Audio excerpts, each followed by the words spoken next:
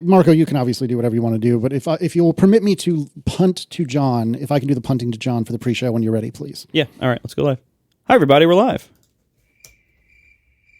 Oh, is it me already? Yeah, I didn't know if you had a preamble. Sorry. I didn't know if there was a preamble. I know they say hike when they snap the ball. Is there an equivalent command for punting? Over. Hold. I don't know. All right. Let me start over and get us going. A long time ago, when Marco and John and I first started talking about doing a podcast together, and I think we've told this story, but not in a long time, one of the things that Marco and John and I all said to each other was, look, we're not going to stop being friends on account of any of this. And at the time, that was hilarious because it was us talking about cars, and that didn't amount to all that much in the grand scheme of things until you get to ATP. I stand by that. I think you two stand by it. I think we've done a great job of it, except... now everything is the show. And so in our internal show notes, we have a section for the pre-show. And sometimes there'll be stuff there. A lot of times Marco will just make something up, or sometimes the two of us will. But for the last 48 hours, I've had to stare at pre-show : John made an important purchase. And I don't know what it is. And I'm dying. And this is why maybe we should shut it all down, because I don't want to have to wait to know what your important purchase was, John. But finally, the time has come. Fill me in, please. I spent so long trying to decide whether I should put anything there, because a lot of time I just don't. And I just surprise you with it. But I did want to reserve the slot, but I didn't want to make it seem that big of a deal. Right? I didn't want to overhype it. Important purchase. That sounds like a big deal. I know, but it's not like if I had if I'd written on your school paper, see me, see me after class, or we need to talk, or something terrible like that. So I wanted to tamp it down to be it's just a pre-show. It's not a big thing. Issue with your performance. I did want to reserve the spot in the pre-show. So no, it's nothing that exciting. John, everything we purchase can be exciting if we talk about it in the right way, or if we care enough about it. Yeah, I think this one is significant in stupid ways. So picture it. June 11th, 2011, San Francisco. You got anything, Casey? Your toaster. Yeah, boom. Actually, that's true. Wow. Marco got it immediately. I was going to say WWDC, and I thought that was keynote day of WWDC of that year. And that was the first time that I had met you in person. And we sort of knew each other at that point, but not well. But I don't know if I would have jumped all the way to toasters. Well done, Marco. I'm shocked that Marco had that in a nanosecond. I thought for sure you'd be I don't know. Is that back when? Anyway, yeah. Toaster, take a look in the show, in the chat room. Take a look at that image. You may remember this. Yes, I do.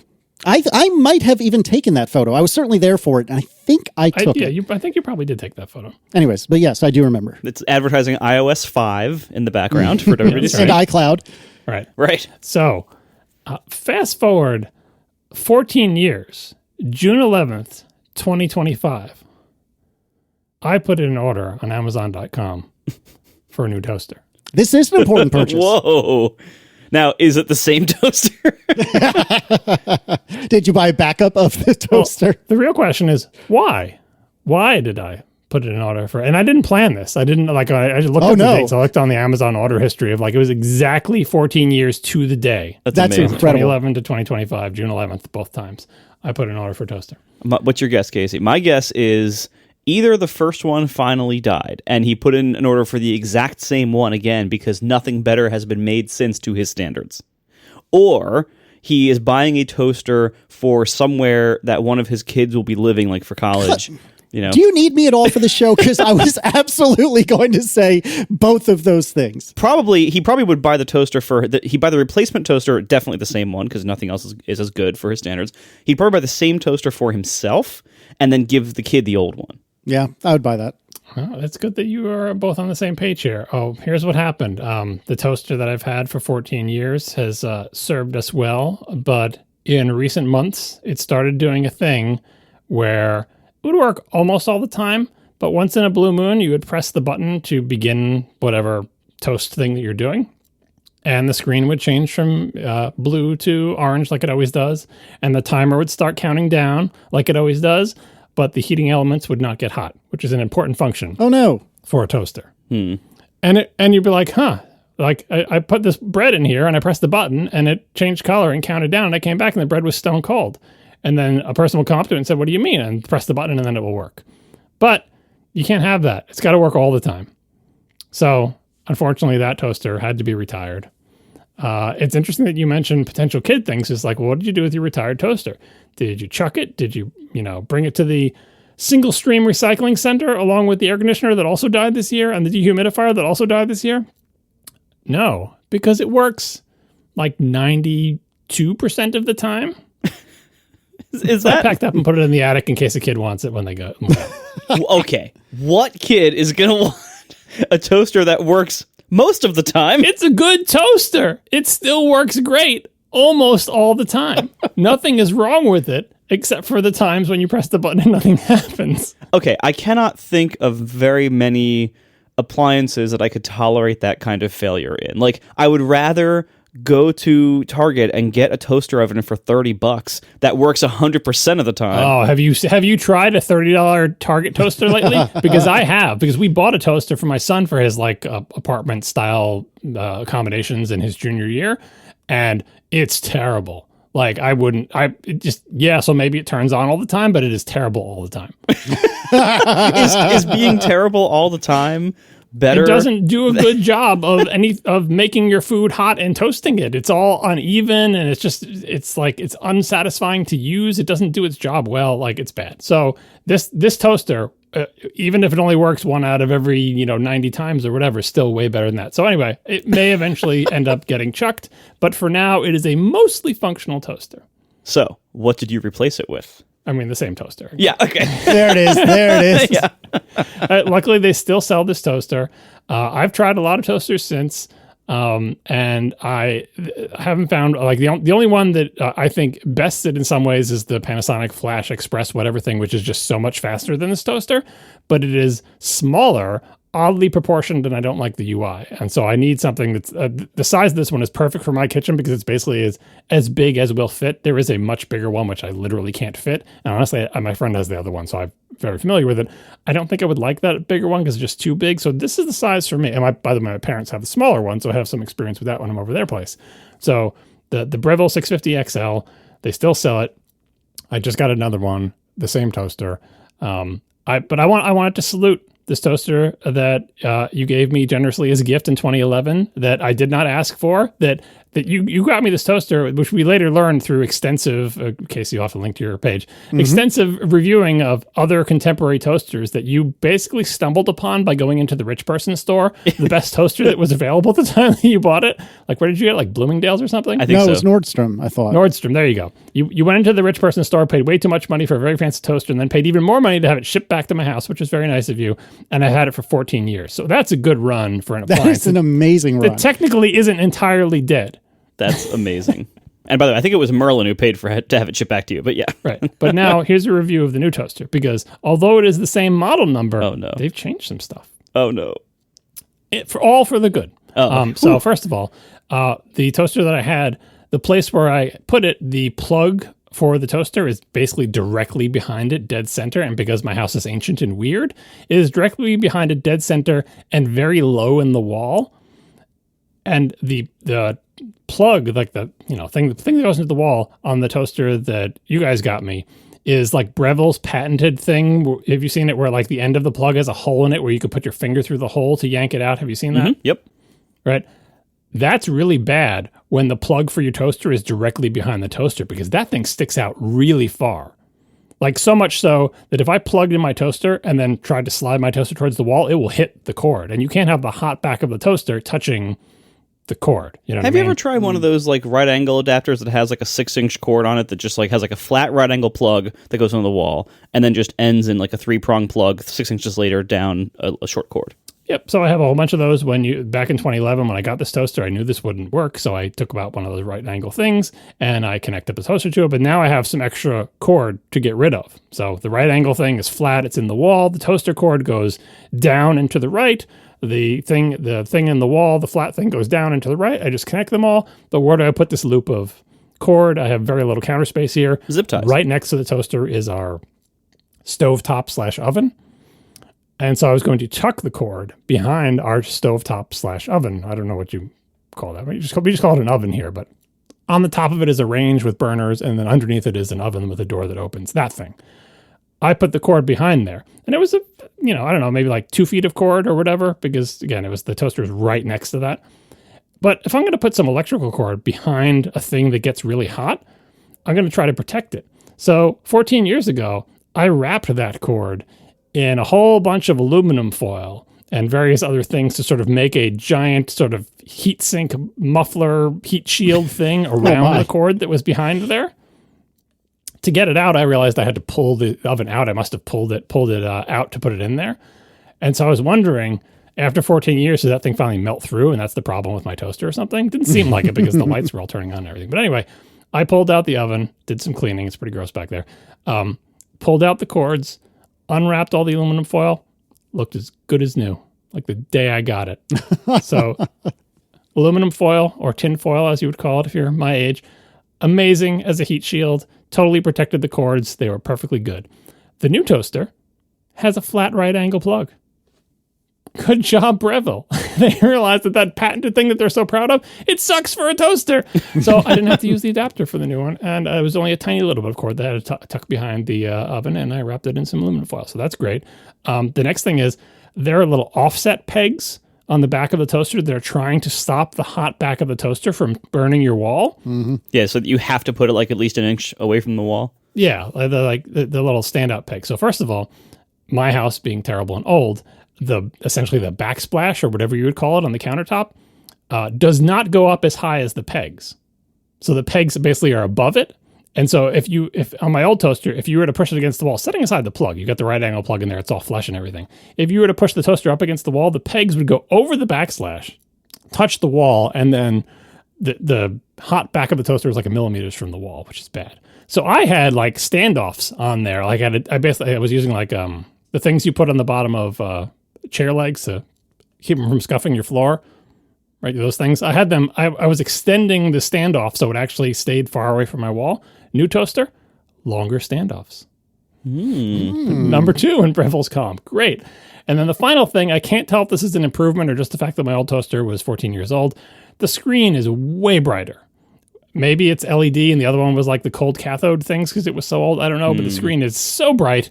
I'm actually hoping it fades a little bit because it's incredibly bright. It's, again, blue when you turn it on and orange when it's going. Otherwise, toaster works amazingly.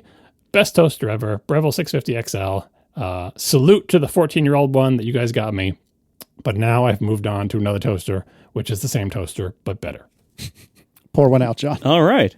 I'm curious. I mean, I'm pretty sure this will be a predictable answer, but I'm curious, like, why you didn't consider other things that are now more popular than they were 14 years ago. So, we now have all sorts of like smart ovens. We have combination steam ovens. Obviously, everything says it's an air fryer now. There's like different brands that have taken on, like Ninja is really well liked among rich people. There's the Anova precision oven, which I've been lusting after, but it sadly is like 1 inch too deep to fit on my countertop. There's all sorts of like smart and more functional countertop ovens now. Did you look at any of those or consider any of those? I mean, I'm aware of all of those, and I've seen them as they've been introduced and flown by, but like, first of all, space considerations exclude a lot of bigger, fancier things. Even something as simple as like there's a Breville one that has like convection or whatever. That doesn't fit, or smaller models that have like room for a convection fan. Convection is honestly the only feature that I would even remotely be interested in, but the space available is just not going to happen. Any of the smart things that are like, we look at your food with the camera and figure out, nope, no thanks, absolutely not. Can you imagine any of those lasting 14 years? Yeah, 14 years, forget it. Like, this thing does what I need it to do. It has adjustable temperature and time, and you press a button and it gets hot and it evenly heats, and it gets hot pretty quickly, and it is durable, and all the parts on it that could potentially like get gross or easy to replace. I did replace the wire tray once in 14 years to tell you how sturdy this is. Still have all the original trays. It's a workhorse. Like, this is a situation where I can get it again. They still make it. In fact, they make a better version. So I'm not interested in any of the fancier stuff. I don't have room for like convection, and even then I would be at a problem because I feel like those convection ones are much more interested in being ovens, and honestly, most of the time I'm using my toaster for toast type things like toasting bread or toasting bagels or even like reheating pizza, which is not on the toast setting, but still. And then occasionally we use it as a small oven, but it mostly serves as a toaster that can also serve as a small oven. Or when I'm toasting for Thanksgiving, I can toast 6 slices of bread at the same time for stuffing, which saves a lot of time. So no, nothing else out there interests me. This one does the job. If someday I get a better, different kitchen that's larger, I'll probably still go with this.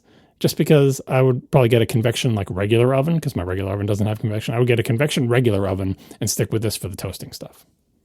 Just to get ahead of all the feedback, half of which has probably already been sent, we all agree that slot toasters are very, very interesting in their own right, but pretty much useless in our personal opinion. I don't agree to that first half at all. All right. You think they're completely useless in every way? I mean, they're really not good for reheating pizza, I'll tell you that. No, Well, they're that's terrible for very that. I think there are very few things that they are better at than toaster ovens, and there are a lot of things they are worse at. I actually agree with you. Yeah, I mean, the only slot toaster that would have any interest in me is if I was constantly making breakfast for huge numbers of people. I get one of those ones that has 12 slots, because you can make a lot of toast. At that point, just get one of those roller toasters. No, those are faster. The ones where you can cook a huge amount of toast very quickly, because the slot toasters are faster. The heating elements are closer to the bread. They're just plain faster. And if I had to make a lot of toast fast all the time, a giant slot toaster that had a huge number of slots is the way to go. But any other situation, I'm not interested. Yeah, I was trying to provide a little bit of an olive branch, because the people who are fans of slot toasters, while being wrong, they are extremely dedicated to their wrongness. And I was trying to be nice about it, but since we're all in agreement, yeah, slot toasters are silly. So, well, I mean, as part of the problem is we've been saying, oh, you got a new toaster, John's toaster this, toaster that, and everyone is hearing this, and in their head, they're picturing the flying toasters from the After Dark screensaver. They're picturing slot toasters. Every time I say toaster, what I meant was toaster oven. That's what I grew up with. That's what I have. That's what I want. If you could find a slot toaster that was flying, though, that would be a pretty good feature. Yeah. Hard to get the toast, though, because it jumps from one toaster to the other, We are sponsored this episode by Factor. Summer is here. More sun, more light, more time to do all the things that make summer so special.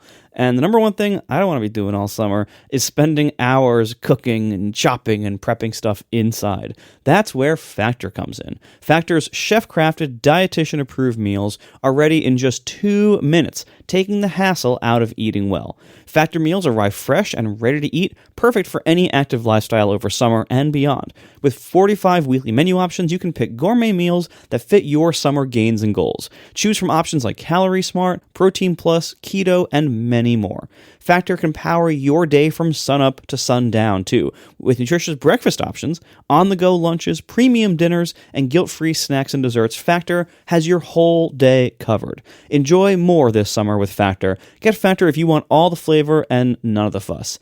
And they've sent me some sample boxes, and I gotta say, Factor was a hit with me and my family. Everyone loved the flavors, the quality. I appreciated that the proteins were pretty generous and pretty well cooked, and you just put it in the microwave or the oven for 2 minutes, and it's done. It's so easy. And it's really, honestly, it was a lot better than I expected for the amount of effort I was spending. So check it out today. Get started at factormeals.com/ATP50off and use code ATP50off to get 50% off plus free shipping on your first box. That's code ATP50off at factormeals.com/ATP50off for 50% off plus free shipping. Factormeals.com/ATP50off. Thanks to Factor for sponsoring our show. all right, let's do some follow-up. And hey, here's the thing. We're not really saving lives like the Apple Watch. Well, maybe. But Tim wrote to say, I want to thank you for turning my spouse and I onto the YoLink LoRa, L-O-R-A family of smart home stuff, and especially your advice to get water leak detectors. Today, that advice paid off. We were away for 3 weeks, visiting family for the first time since we bought our old New England home a year ago. Beyond a friend checking daily, we'd put your advice into action and install the detectors around the house. We left yesterday. This evening, I got a notification that one had tripped. A neighbor with a key was able to drop by and discover that the water line to the fridge for the ice maker that we never use, please, John, focus, had burst and was pouring water on the kitchen floor and down to the basement. Our friend had last checked our house at 4:45 p.m. We got the leak notice at 8 p.m. If not for your advice, the fridge would have been pouring water into the house for close to 24 hours. Thank you, thank you, thank you.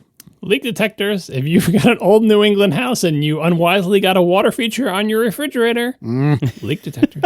They're cheap. They're so cheap. They're so cheap. They're like $15-$20 each, I think, for the low-rel ones. I've sprinkled them all around our house, and I am not looking forward to the time that they eventually get set off, but it gives me incredible peace of mind to know that they're there. One of mine tripped recently, by the way. One of my in-wall ones that's underneath my bathtub trying to detect leaks from the wall. It tripped. I'm like, oh my God, the wall's leaking again. I opened it up.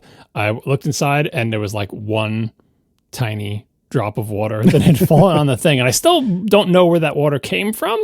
So I'm like, all right, well, I'm going to keep an eye on this. I'll wipe off the thing of water, put it back, wait, but it never came back. So I know they work. How do you have an in-wall? I'm not trying to be snarky. I'm genuinely. There's if you had an old New England home, you'd know very often there's like a panel. Is like an access panel? Yeah, there's like a panel on the wall that you can unscrew and remove to get access to the plumbing that you otherwise wouldn't have access to. And it's all like raised edge panel and painted and blah, blah, blah. And yeah, it's the way I get into the walls that are underneath and behind my tub to see if it's leaking. Gotcha. I mean, it's a good thing it's working. Yeah, seriously. You always want to have a test, to see if it's working. I've got I recently bought a couple extra ones for like the basement near the lines that go to the washing machine too. So keeping an eye on things. Yeah. And then speaking of saving lives, we talked last episode. Why did we talk about this? About trip insurance, travel insurance? What was the reason for that? You were telling me about Allianz Theater. Oh, Allianz, yes, that's what it was. Yeah. Thank you. Yep, Allianz, whatever it's called. So Jason Poole writes, I never expected my profession to be applicable to ATP feedback, yet here we are. Quick aside, that is like one of my favorite, we've heard that same statement made many times over the course of the show. One of my favorite things to read, it really is. Anyways, Jason writes, as a travel advisor, I talk about travel insurance every day. Travel insurance has two components, pre-trip cancellation, which is what everyone thinks insurance is, and during the trip emergency coverage. Nearly all United States-based health insurance policies do not work outside of the country, and this is where travel insurance is critical. Allianz is my preferred company, and the policy I sell serves as a primary source of payment to hospitals outside the country. I rarely purchase travel insurance for domestic trips, but I never leave the country without travel insurance. I could write a small book about my clients that have declined travel insurance and have been in tough situations outside America. More positively, I could write a book about Allianz saving the day for clients that have purchased it. Additionally, Levi Dalton writes, in reference to the travel insurance discussion in episode 645, I'd like to note that many credit cards offer some form of travel insurance when trip purchases have been made using the card. This can either be the primary, as in you don't have other travel insurance, or secondary. You have other travel insurance, but this acts as an additional coverage.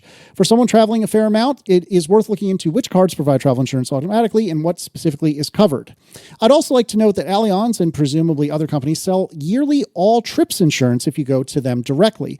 This can price out to be a better deal than purchasing individual trip insurance each time if you're taking multiple trips a year. For example, I have yearly coverage for my entire family, and if any of us goes anywhere, we have coverage. For our plan, it works out to $150 a year a person, and it is a set it and forget it option where I don't have to wonder about whether a certain trip is covered or not.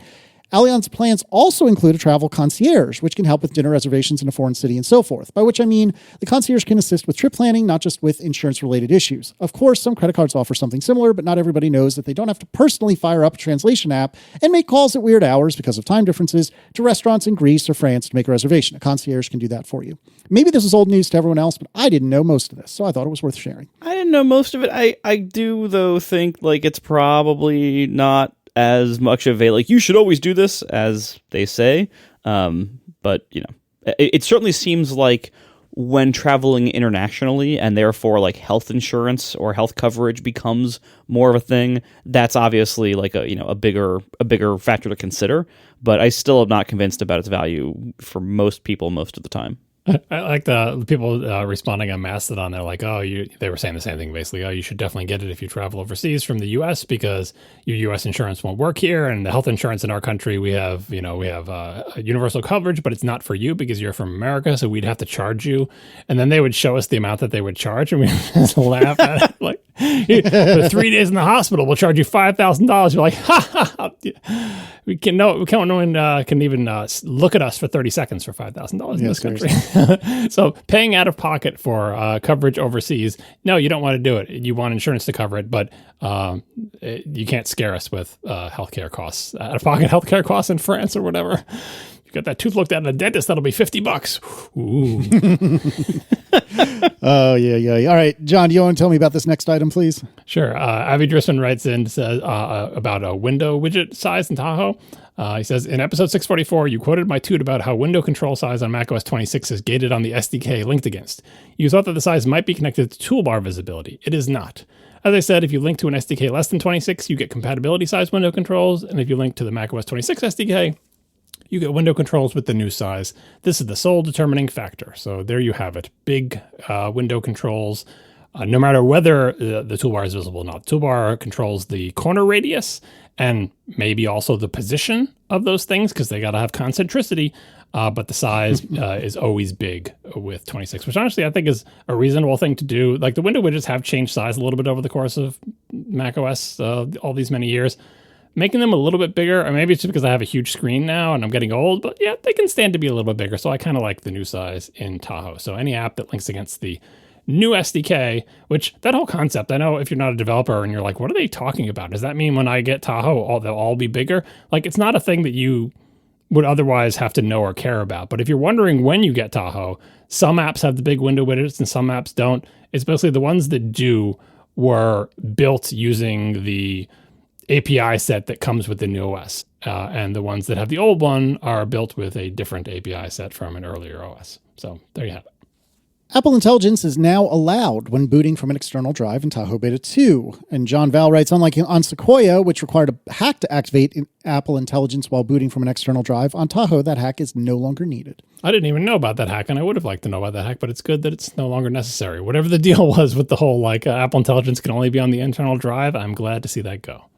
Ian writes, you've been complaining about the new liquid glass tab bar on iOS because it can obscure the content. I've been playing around with it, and I'm finding that when I scroll to the bottom of a view, the content scrolls above the tab bar, even on websites. It seems to me like they were well aware of this potential folly when designing, and so they do some view magic to make sure you don't end up with content stuck under the bar when you scroll to the bottom. Am I missing something? See, I'm still not able to figure out whether I should make a blog post about this because it does kind of require visual aid, but I'll try expressing again why this whole design drives me up a wall. What we're talking about is the little lozenge that floats over the top of your content at the bottom of the screen. People don't even like that I call it lozenge because technically lozenge is like a hexagon. But anyway, capsule, round-ended rectangle, toolbar thing, floating at the bottom of the screen, which means there is a margin on the left, on the right, and on the bottom where you can see the stuff that's behind it. And I was complaining about things getting stuck behind there and things being obscured by it. And Ian is saying, well, I've been trying these various apps, and what happens instead is they let you scroll the content so it goes up, so it's above that thing. When you have the content so it's scrolled above that, now you have the problem of what do I show in the empty region that is below the end of the content? Say the web page, the very bottom of the web page, there's a word. You scroll, that word is up above the little floating toolbar. Great, I can read the word. But the toolbar is still floating. What is it floating over? Should they draw the checkered pattern there from back in early versions of iOS or early versions of iPhone OS? That would have been amazing. When it's scrolling couldn't keep up, it would show the gray and white checkerboard pattern. Should they detect the main color of the body of the page and extend it down there? What if it's a photo that you've scrolled up and they want to let you scroll it so the photo is visible and the photo ends before the toolbar begins? Do they say, let's say, reflect and blur the photo like they do with the sidebar thing? These are all problems of their own making. Because if you're not going to show the content behind there, but always scroll it up above there, what then is the function of leaving that space around the edges? Because you can't see anything there of consequence when you're scrolling through the content. And when you get to the end of it, if they're pushing that content above the toolbar, hey, how about just make the toolbar cover the bottom of the screen at that point? Which is the design we had before, which is so much more straightforward and doesn't have any of these problems of Apple's own creation. That is what I find so frustrating about this control, that it serves no purpose. It introduces problems that they must solve for no reason, for no benefit. Anyway, I don't like it. Good talk. All right, Tim writes, Do you think that Apple includes ducks, so to speak, in their beta releases to make the tech press feel like they've achieved some victories so that they don't make as big of a deal about the things that didn't change? The left-aligned image on the macOS dialog boxes comes to mind as a candidate. And so a duck, we can define, or this started on, Jeff Atwood, right? His blog. And this is a feature added for no other reason than to draw management attention and be removed, thus avoiding unnecessary changes in other aspects of the product. And John also pointed out, see also The Architect's Lions, which is by a friend of the show, Anthony Johnson, or a story retold by a friend of the show, Anthony Johnson, which we will also link to in the show notes. Yeah, the idea is put something in there so the people in charge have something to focus on, and you're going to let it's something that they're going to say, what's that doing there? I want to get rid of that. And you fight them on it, and eventually let them have their way. And the whole time you're fighting about that, they're not paying attention to anything else. The thing about the duck/Architect's Lines theory for Apple's OSs is they don't need to do that. They don't care what we think. They can do whatever they want. We have we're not their manager. They have no reason to put dumb things in the OS to allow the community to notice them, get angry about them, and fix them, because they don't care that we're angry about stuff. Like, they honestly don't. Like, they'll accept our feedback. That works, but they're not intentionally releasing things that they know will get negative feedback to make us feel like we're affecting things. That's not how they work. They would never do that, because not because they're so good and kind, but because we're not their man. They have no reason to. There's no motivation for them to do that. We're not their boss. What we do and say doesn't need to be corralled in that way. And interestingly, I meant to mention this one of the shows after WWDC, but if you watch a lot of the WWDC sessions, and especially when I know you were in some of these, Casey, I forget what they were called, the group live, what were those things called? Like the labs? Where it's a bunch of people on like the WebEx call? Oh, yeah, the group labs. Group labs, yeah. So those were live, where there was yes.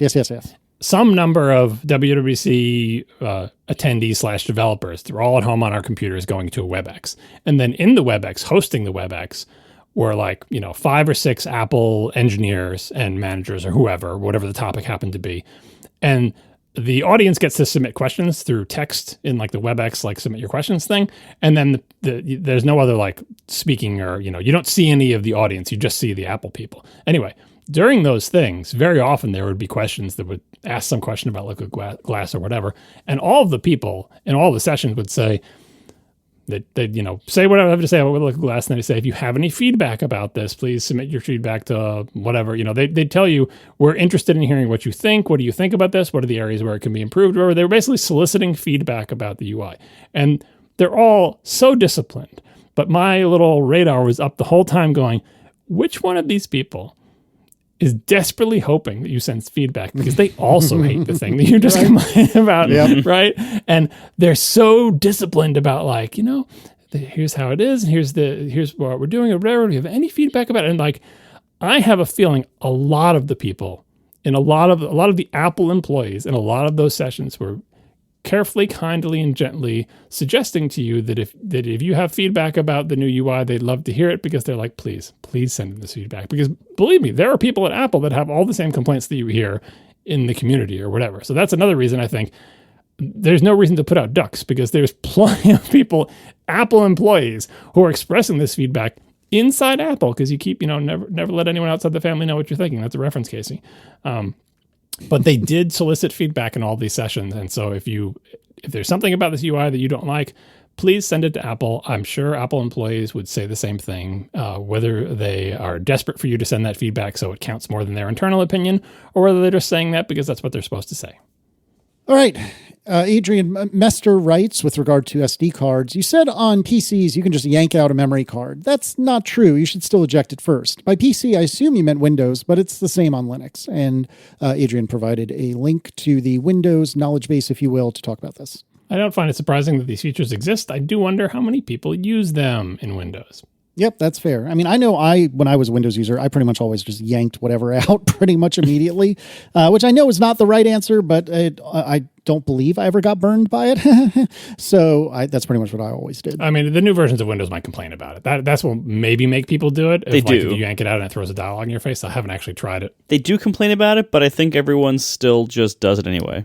If it throws up a dialogue, don't you think that would make people No. The experience of using every computing device ever these days is being constantly nagged by the system for stuff that you just have to say, okay, cancel, dismiss, whatever. Like that's even Apple stuff. Like this is the reality that how most people see computers is a series of interruptions to their work that they just have to quote cancel out of. So if some box comes up that says you got to eject first, they're like okay, whatever, and they just click okay. They don't even read it. I can't run Windows 11 on my Mac, unfortunately, because it's not compliant with the trusted compute whatever thing. But I do run Windows 10. So next time I'm in Windows 10, I'll try it to see what it does. All right, John, it's not everyone else, or it's not all of us that are right and you that is wrong. Really, you are right and everyone else in the world is wrong. But it's okay because you have an answer now.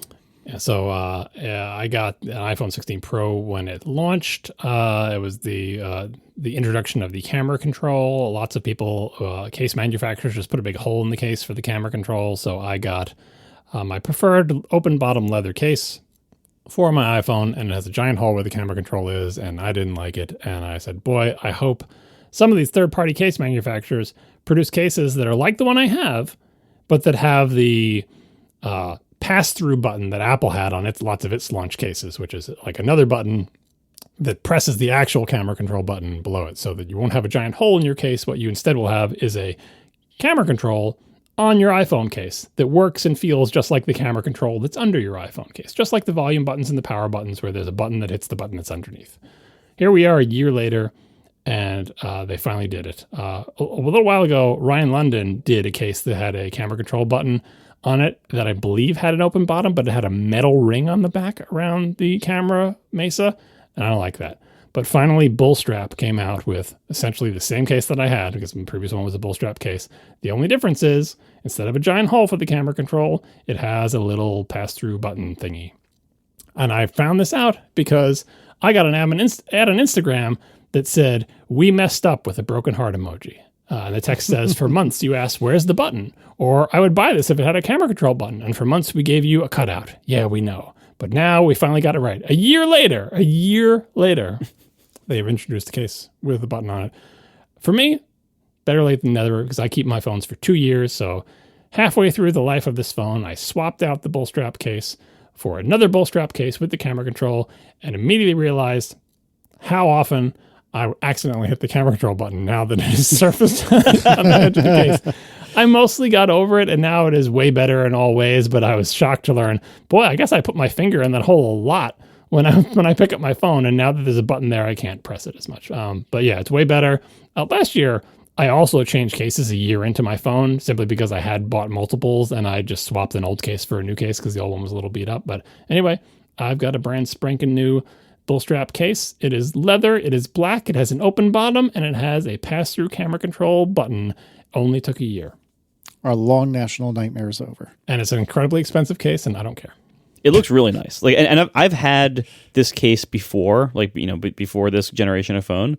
If you want a leather case on your phone, this is the best option I have found. $100 is not cheap, but it looks very nice. It is, I believe, if you care about these specific things that I care about, I believe this is the only leather, black, open bottom, no metal ring around the camera mesa, camera control button case sold anywhere. Well, I'm happy you found it. Finally, for follow-up, ads in YouTube. Igor Coleman writes, why not just use uBlock Origin? If you also add sponsor block, you get a much better experience in paid YouTube. And additionally, Michael Brown writes, just use the Vinegar app on iOS and macOS, which not only gets rid of YouTube ads, but also gives you the system video player instead of the YouTube one. I can't speak to uBlock Origin. I can speak to Vinegar. I have bounced in and out of Vinegar over the last couple of years. I feel like when it works incredibly well, and I really, really like it. But then oftentimes I have weird little hiccups with it, especially if you increase the speed the playback speed. And I don't know, just I have had weird problems with it from time to time. And the way I solved this problem, which I forgot to bring to the show, is that like a week or two ago, I finally signed up for YouTube Premium Lite or whatever it is we talked about, where it's like $8 a month for ad-free YouTube in most cases. And I got to tell you, my life has dramatically improved on account of this. And you were both right to needle me and tell me I'm an idiot for not having done this sooner. What's annoying, though, is that nobody else in the family has noticed. Now, Aaron doesn't typically watch YouTube, but Declan loves a couple of like Minecraft YouTubers. And I'm a little annoyed that he hasn't commented on the fact that he hasn't seen an ad in a while. It's too late. His brain has already been poisoned by ads. You waited too long. I mean, people don't really notice the absence of ads nearly as much as they notice the addition of ads. That's very true. But yeah, we got a lot of feedback about uBlock Origin. I can't, maybe one of you can. I can't speak to it one way or the other. I think Vinegar is worth giving a shot. It is not a bad app by any means. It's very good. It just, like I said, especially on macOS, I've had problems from time to time that maybe I'm holding it wrong. I don't know. But we'll put a link to both in the show notes. You should check at least Vinegar out and potentially uBlock. Setting aside the convenience versus like futziness of trying to block ads with a program versus just paying the fee to get the ads. If you can afford it, paying is always much more convenient. But especially in the case with YouTube, where I feel like part of the solution that Casey's going for and that definitely I was going for is let's get it so my whole family doesn't see ads in YouTube. And in that situation, trying to use some kind of ad blocking thing is the worst idea ever, because that means on everybody's device, every device that every person in your family uses, you now have to carefully maintain, configure all of these different things to make sure they work right. And by the way, when those ad blocking things mess up in some way or cause some other site not to work, now you're on the hook to fix that. And once they find out that it's the weird ad blocking thing that blocks ads on YouTube is making it so they can't use their favorite website or whatever, they're going to ask you to uninstall it. Just pay for the thing. Like if you can afford it, just pay for YouTube without ads. It is so cheap in the grand scheme of things to not be bombarded by those ads. And once you do that, as long as everybody is signed in to their accounts, for their Google accounts for YouTube, and unlike many other sites, YouTube will keep you signed in essentially forever. Like you won't have to constantly be signing them in. Then you're done. Doesn't matter what devices they get. Doesn't matter if they're on their computer, on their iPad, or on their phone or whatever.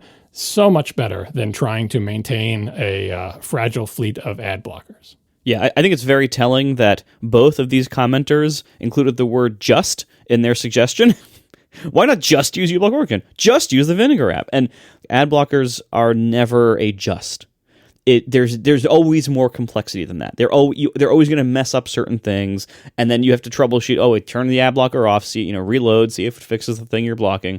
I mean, obviously, in the case of trying to block specific behavior on a specific site, YouTube in this case, the surface area for it messing up pages is much narrower, obviously. So you have a lot less of that drama to deal with, but you still don't have zero. And it's a cat and mouse game. YouTube keeps trying to block all these different things. Then these things develop new, heuristics and new strategies to unblock themselves and get working again. And then YouTube blocks it again. Like, there's a lot of situations in which it is worth people saving the $8 a month to do this. But if you have the $8 a month, you just spend it on this, and you can move on with your life and not spend so much time playing this cat and mouse game.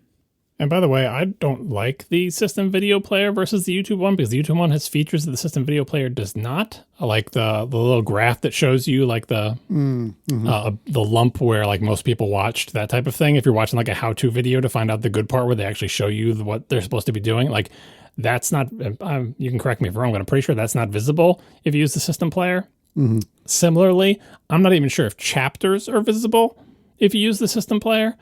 And the keyboard controls might be different as well. So anyway, for YouTube's player, it's not made with Flash anymore, I prefer it because it has more features. And whenever YouTube adds a feature, they add it to their player. So my personal preference is not to actually switch it to the system video player, which is separate from ad blocking. You can do that without blocking ads, I believe. We are sponsored this episode by 1Password.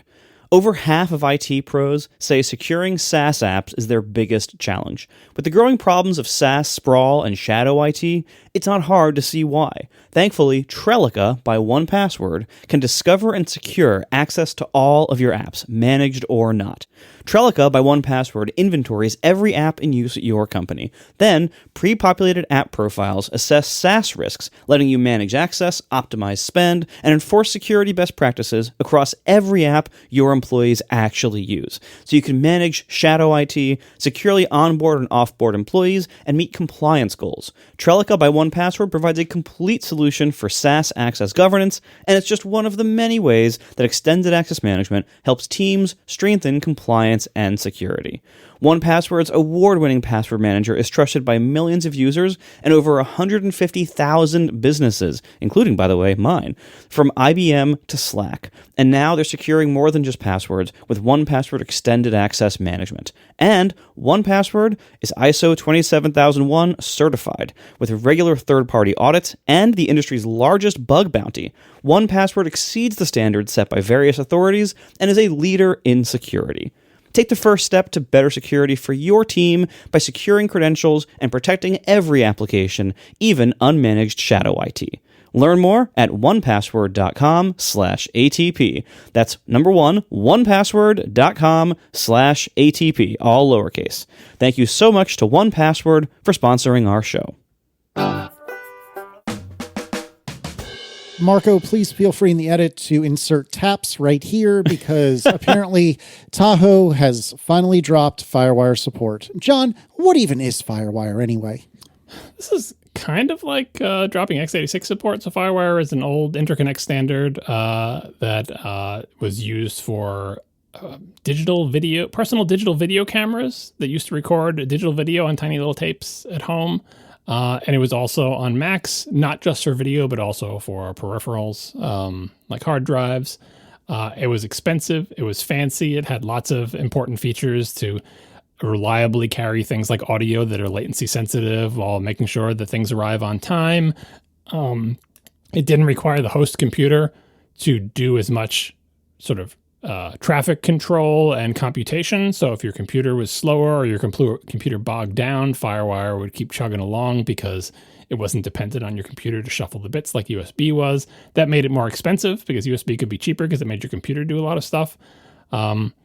And I guess the reason most people even know that this exists is if they got one of the early iPods, which if you didn't have a digital video camera, maybe the first time you ever saw a FireWire port, the original iPod came with a FireWire port. That ended pretty quickly once they started putting like 30-pin connectors on them or whatever.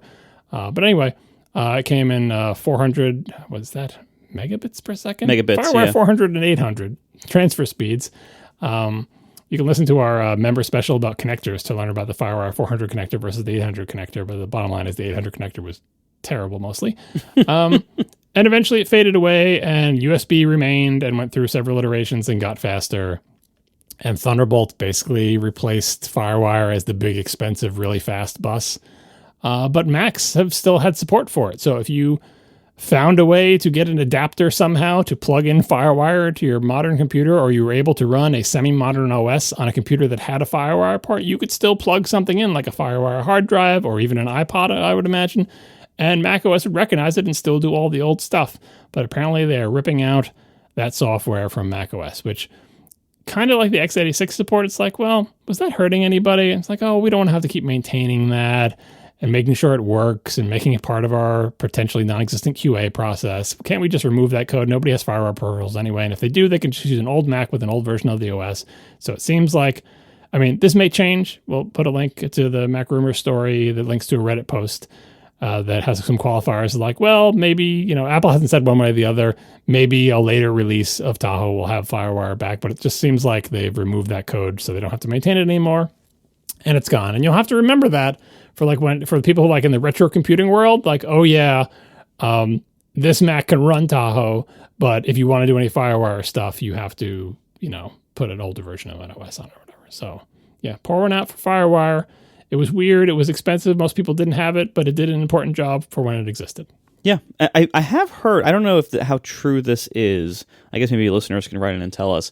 I have heard that a surprising number of audio interfaces in production studios still are FireWire, and people have just been daisy chaining, Thunderbolt adapters to them over the years to keep them working with modern Macs. If that is still the case, I can imagine this being a pretty big deal to them, because what that would basically mean is you have to buy a new, audio board or whatever, whatever's outputting FireWire. So that could be a significant deal to those people. But I don't know how many of those there still are. Yeah, and again, FireWire was ideal for that because it was really good about delivering data on time, all the time, without hiccups or glitches, which is really important for audio in like a studio environment. So that's part of the reason you still see those things around, because they were big and expensive. And if they're still doing the job, why should you ever need to replace them? And the answer is, well, if you upgrade all your Macs in the studio to Tahoe and they can't talk to it anymore, it's time to upgrade or downgrade your computers.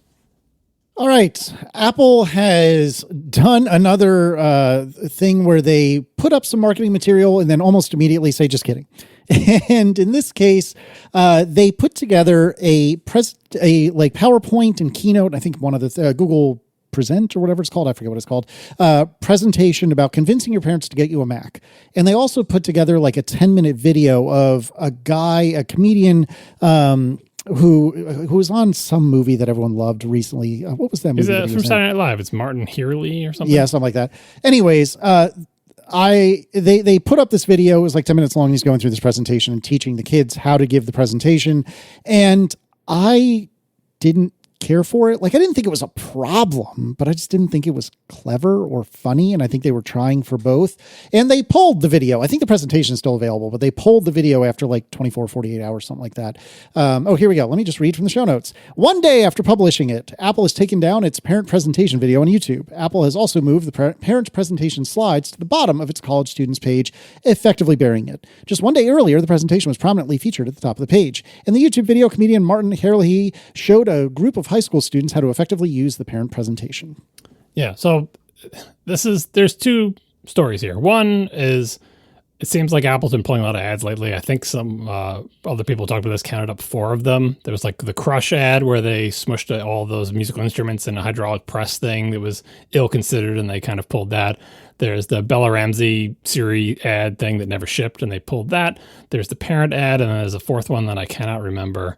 Oh, it was like a vacation ad where like a family was like flying to Thailand and it was like super racist. So they pulled that one.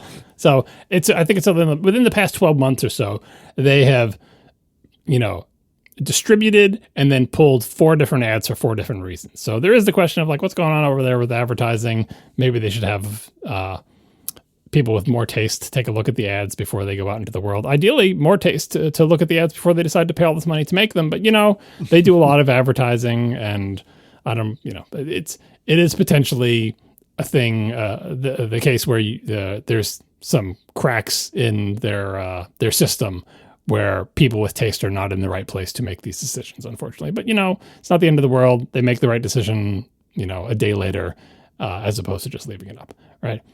The second story is, and the reason I put this in here, I like the idea of them trying to convince people to buy Macs. I know that sounds so dumb. Like, aren't they always trying to convince people to buy Macs? Don't they advertise Macs all the time? Isn't that part of their business? But time was when the whole company was focused on trying to get people who don't use Macs to try a Mac because they're a better kind of personal computer. And that is not the focus of the company anymore. Obviously, there's other products that are so much more important, make so much more money.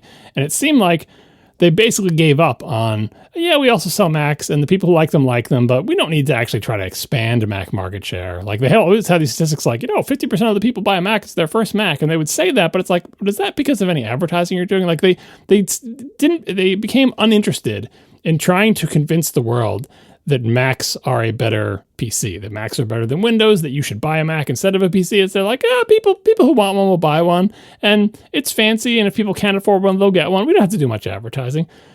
This ad seemed like it was from another era. Seemed like it was from an era when kids would go off to college, and maybe the kid would say, maybe I should try one of those Apple computers, and the parents would say, you can't use an Apple computer, it's not compatible with the world, you have to use Windows.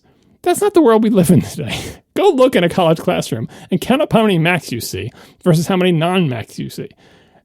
It is so lopsided. Macs are everywhere in higher education, and yet this ad is out there saying, it's a bad ad. I agree with you, Casey. It didn't do the job. It's not funny. It was ill-considered in 1,000 different ways.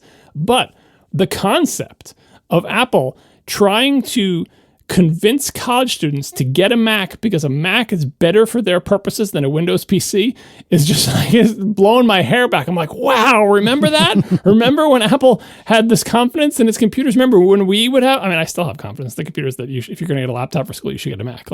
But I just don't see ads like this anymore. So it's a shame that them actually doing this, it's this sort of throwback head-on, Macs are better than PCs and you should buy one because they're good ad turned out to be such a stinker. And even like the Apple parent presentation, it doesn't reflect the reality of parents or kids or anything. But I like I like the idea. Like, I mean, I mentioned this in one of my posts that I was writing about how like Apple seems to have given up on trying to gain market share from Android and just like the deciding that it is what it is and we'll just sell iPhones to iPhone people and Android can still have 70% of the worldwide market share, right? Why should Windows still have as much market share as it does? Apple's hardware is amazing and it's OS for all our complaints. I like it better than Windows. And at the very least, it's probably a wash for most people who don't care about computers, but like, this should be an easy thing to convince people to buy, especially once you got things like the M4 MacBook Air for under $1,000, barely. That comes in 60 gigs of RAM that is perfect for any college student, right? It is expensive. It's more expensive than a $400 PC. Like, I get that.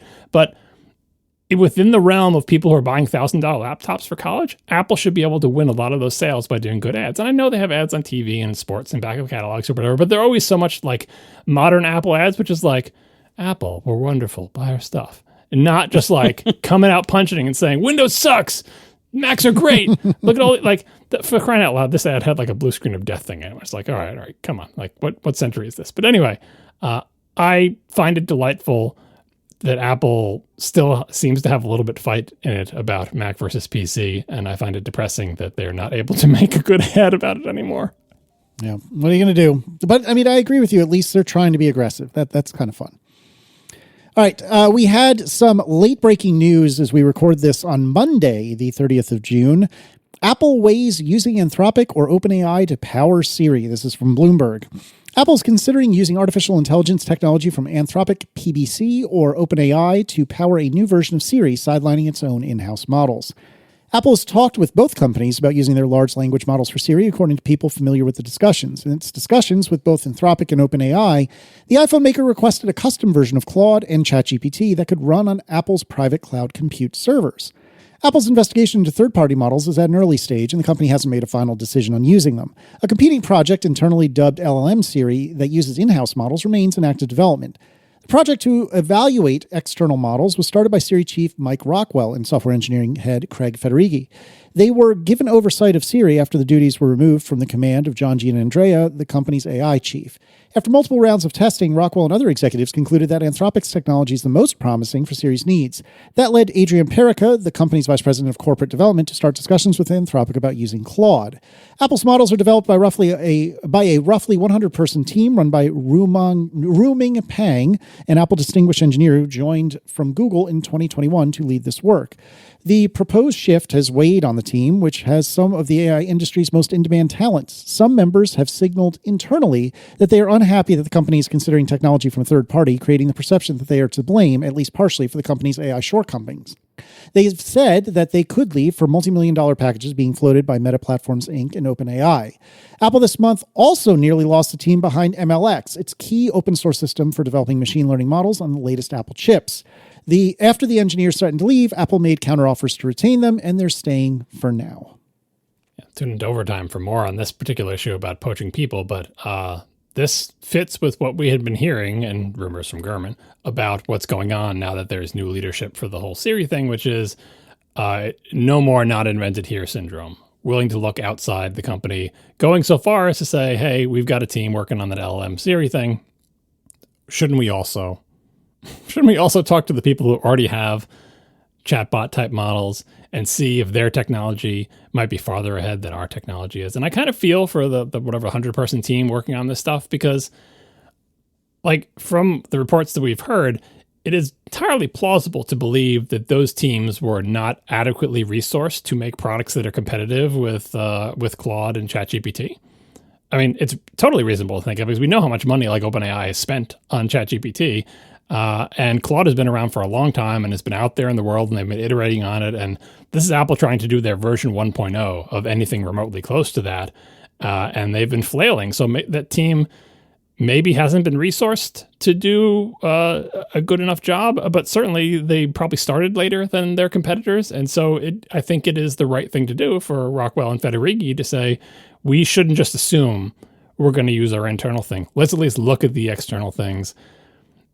It does really highlight the not great position they're in, because regardless of whether having a particular LLM is a competitive advantage, it's the type of thing that every big player in the tech space has felt the need to have. Facebook's got their own model. Microsoft has basically got OpenAI by having that big investment. Google's got their own models. Apple, in theory, has their own models, but nothing like Gemini, nothing like Claude, nothing even like the Llama stuff, nothing like ChatGPT. So they're behind. And if they come out and say, well, it turns out the most expedient thing we could do to make Siri not suck in the fastest time possible was to license Claude or something, all right, well, that's what you had to do. But now you are beholden to another company for a key technology, which, to the extent that you believe that the Cook Doctrine is a reasonable thing to do, does fly in the face of it, owning and controlling the primary technologies behind your most important products, blah, blah, blah. Even if there's no moat, even if LLMs are commodity, if you don't have one of those commodities, but instead have to buy it from some other vendor that may compete with you once they come out with an egg that sweeps the world or something, right? That's not a good position to be in. So I'm not saying they shouldn't do this. I think this is good news. I think hearing this makes me optimistic they're doing what they need to do to make Siri not bad anymore. And if that means paying someone to use their model because it's better than our model, then by all means they should do it. But I also hope they retain their own team, because I think in the long term, it is important for Apple to have its own model, not because every company needs to have its own model, but because A, Apple has the money to do that, and B, like any other thing that Apple does, them being able to make exactly the thing that they need is part of their competitive advantage. I don't think their model is going to be better than their competitors in some significant way. I think it'll just could be competitive and in the ballpark if they put enough money and time into it and eventually catch up with their competitors.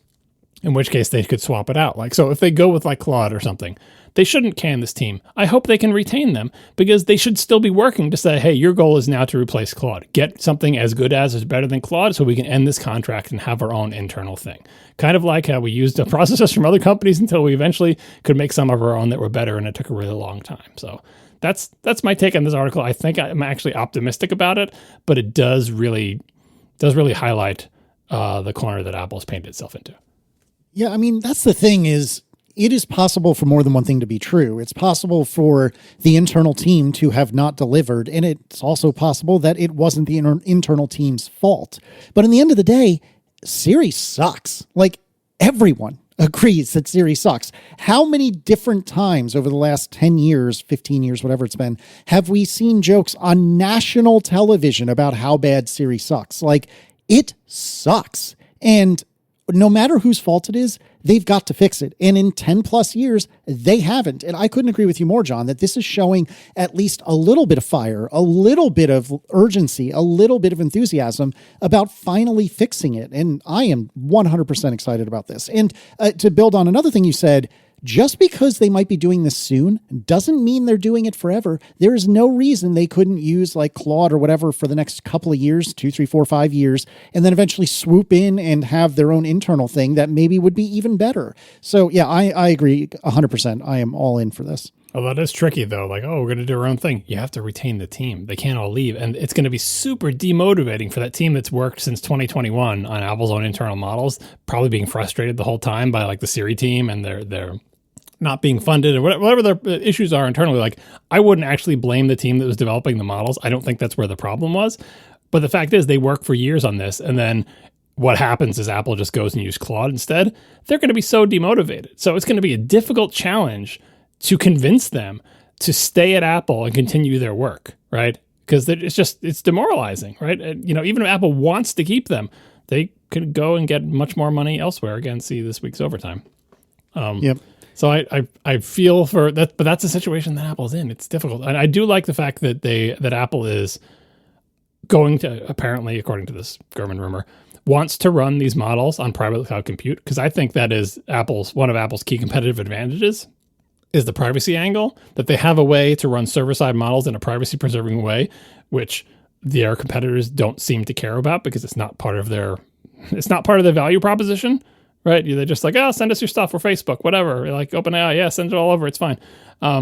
Apple's whole thing is we can't even look at the stuff that you are, conversing with the models, and that's the way they like it, and that's part of their whole deal.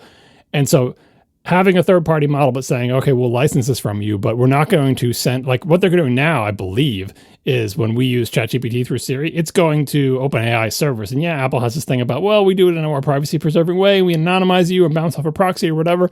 But I don't think, and someone can correct me who knows if you're listening, if I'm wrong about this, I don't think when you send a query to ChatGPT through Siri today that ChatGPT is running on private cloud compute on Apple servers. It's absolutely not.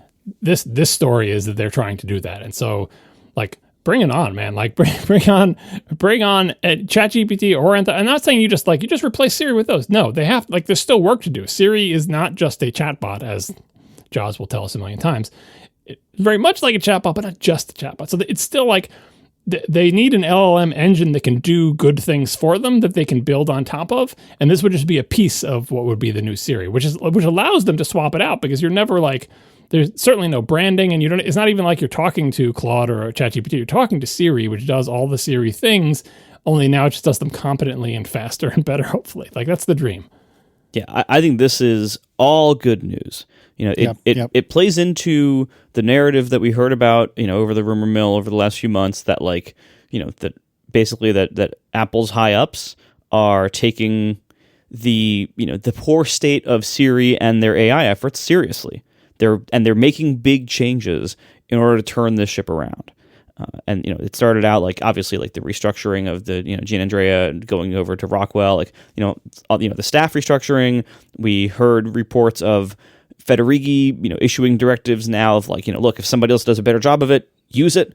We've seen now from what they did at WWDC, from what they're releasing, that they have more integration than ever within these new OSs and products with third-party LLM and AI providers.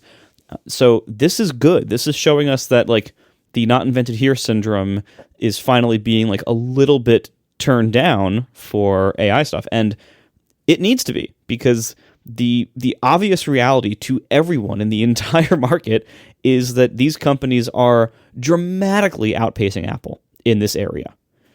And so Apple, look, they fumbled the ball really badly early on in AI stuff. Their next option is spend a bunch of money and buy some stuff from some people. Or buy the people completely, buy the company, or have a big partnership with the company with some huge investment so that you have rights to stuff the way Microsoft did with OpenAI. Oh, on the financial front, I saw earlier today on the news that Apple was doing this, on this story that's in Bloomberg, Gurman or whatever, Apple's stock price went up the equivalent of 2 Anthropics. Yeah, which should show you, and it was 3%, as a percentage, that's not it isn't the double or anything, but that should show you even all the stock market. I mean, we know how incredibly fickle that is, and how I'm not saying this means anything. It's just funny. It is funny, but it's also the stock market, upon news that Apple might be spending a whole bunch of money soon, jumped in value for Apple. That's significant, because that shows you the confidence that the investing world has in Apple doing its own AI stuff is very low. And once the news came that Apple is going to be, probably doing even more with a third-party company to, for AI stuff, the value of Apple in their minds jumped. That tells you a lot about what they think about Siri and Apple Intelligence. And again, if Apple's worried about the price, their stock price just went up enough to essentially fund probably a purchase of Anthropic. I'm assuming they're willing to sell. You don't know what these things would actually sell for, because people have Zuckerberg disease, which one of the stories about Zuckerberg that I forget if it was in the original Social Network, and if not, it will surely be in the now planned sequel. But his whole deal is, he started Facebook, and at various times, other companies wanted to buy Facebook because they could see it was being successful. And he turned down what was at the time big offers that would have made him very wealthy, millions and millions of dollars. He turned it down. And why did he turn it down? Because he said, I don't want to be somebody who starts a company and then becomes a multimillionaire by selling it. I want to become Bill Gates or Steve Jobs. Don't sell the company. Stay with the company. You are the company. The company is defined by you. That's why he still has control of Facebook.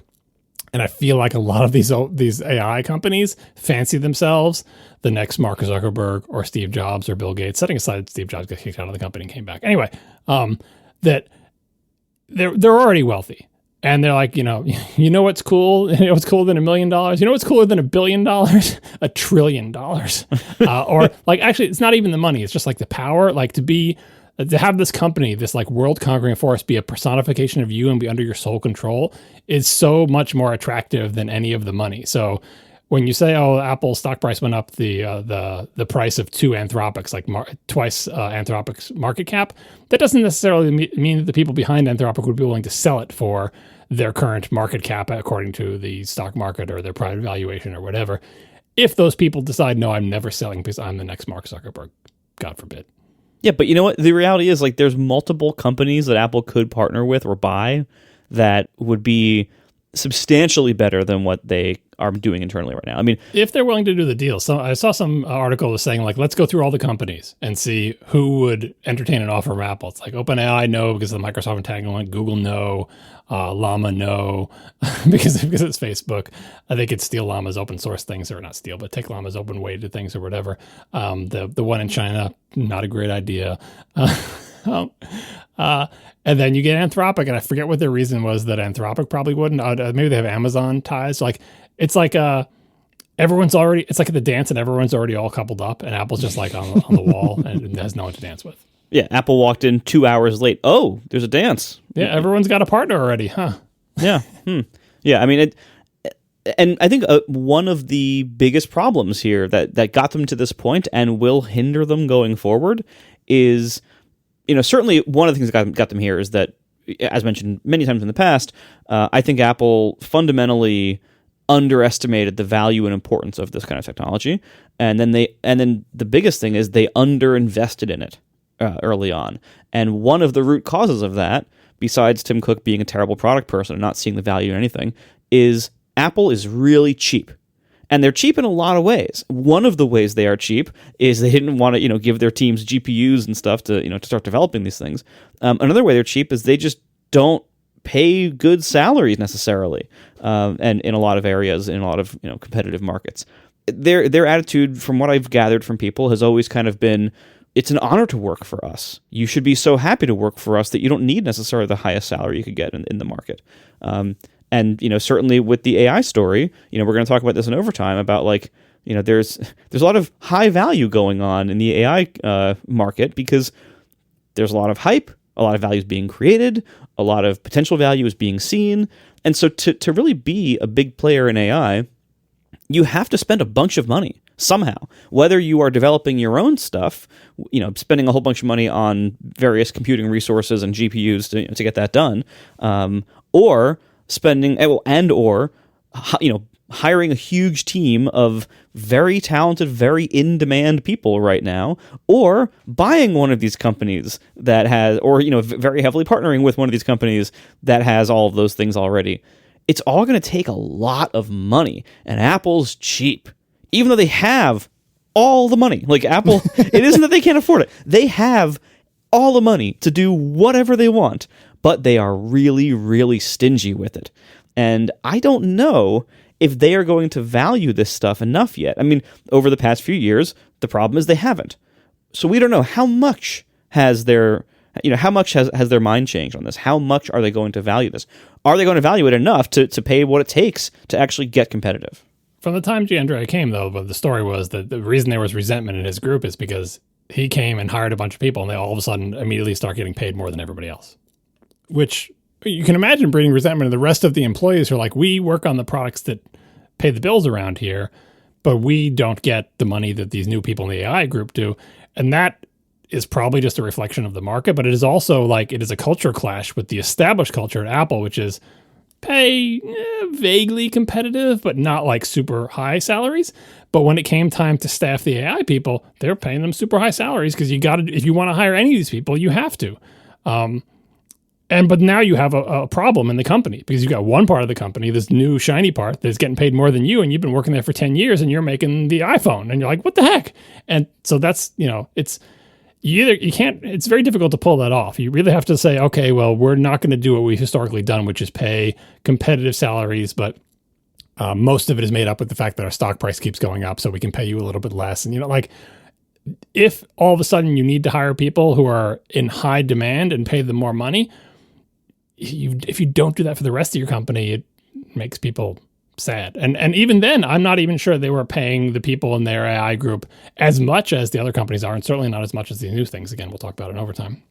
So, yeah, they've got themselves in a difficult situation. And their underinvestment in this, whether it's underinvestment or they didn't have enough time or they didn't have enough people or maybe it's entirely on, it's not even the LLMs, but it's entirely on the Siri team. Maybe they have models that could potentially have been used and were competitive when they were ready, but Siri wasn't ready to integrate them, and now they've fallen behind. Like, it's hard to tell what kind of mess they have over there, but it's clear that they have a mess. And we can see the results. They just don't have anything. Siri's not competitive. Siri was bad before LLMs arrived. Like, that's the worst part about it. It was before LLMs even existed, Siri was terrible. So they were starting at a deficit, and they just have not caught up. So I hope they figure out a way to retain their existing team and to hire more of them. And they're probably going to have to continue paying higher salaries. And I don't know what you do with the rest of the people. Like, they could get themselves into a situation where they're kind of already there and have been in the past, where the people who have the skills that Apple needs are not actually that common. It used to be you had to find people who knew Objective-C, which wasn't that many people, and then the iPhone came out and it made a lot more of those people. But still, especially if Apple's weird about working remotely, like, many more people can make a website with React than can make an app with Swift. And let alone a Mac app with Swift or something like that. So it's kind of getting into the situation, not that Apple is filled with COBOL engineers or something, but like the skills because native apps are a bit of a native apps on Apple's platforms are a bit of a niche thing. Like, even, at least Android has like basically Kotlin, which is basically Java, right? Java skills are way more common than Swift at this point. Certainly they were more common than Objective-C. So I kind of feel like most of the people who are really good at the skills Apple needs for its bread and butter platforms are underpaid simply based on how rare they are in the market, as evidenced by our, perennial complaint that it seems like there's nobody left at Apple who knows how to make a good Mac app because they've all retired. So highly in demand skills, AI people, or anybody who knows about how to make a decent app on an Apple platform.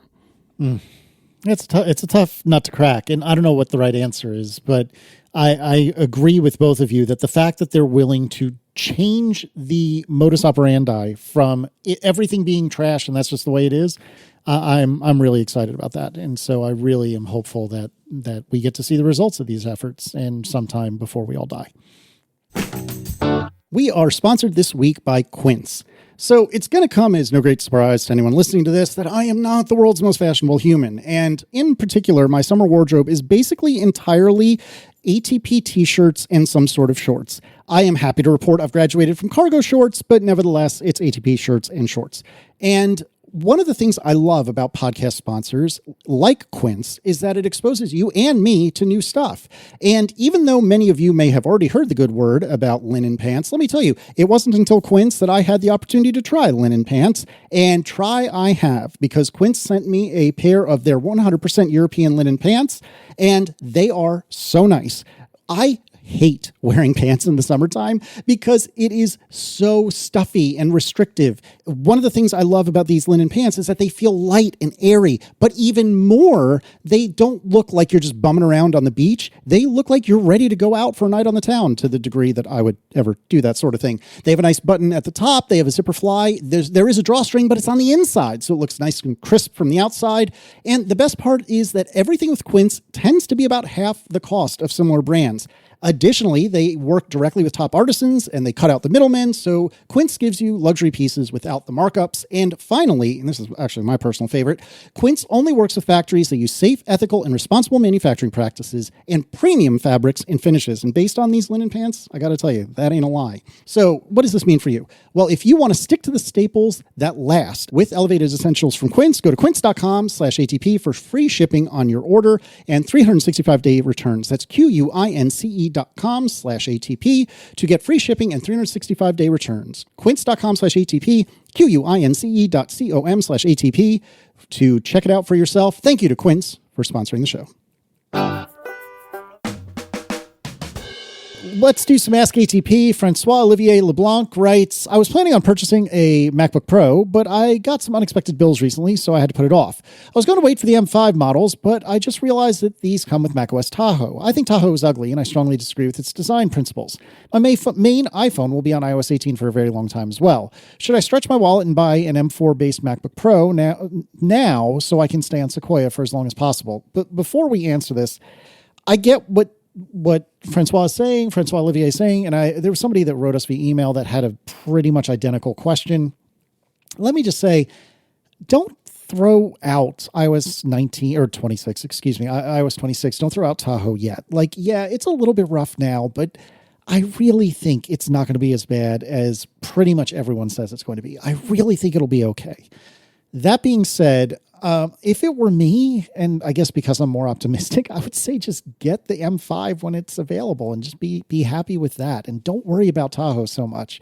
But I'm guessing I'm the most optimistic of the three of us in this regard. So I don't know. Marco, do you have any thoughts on this?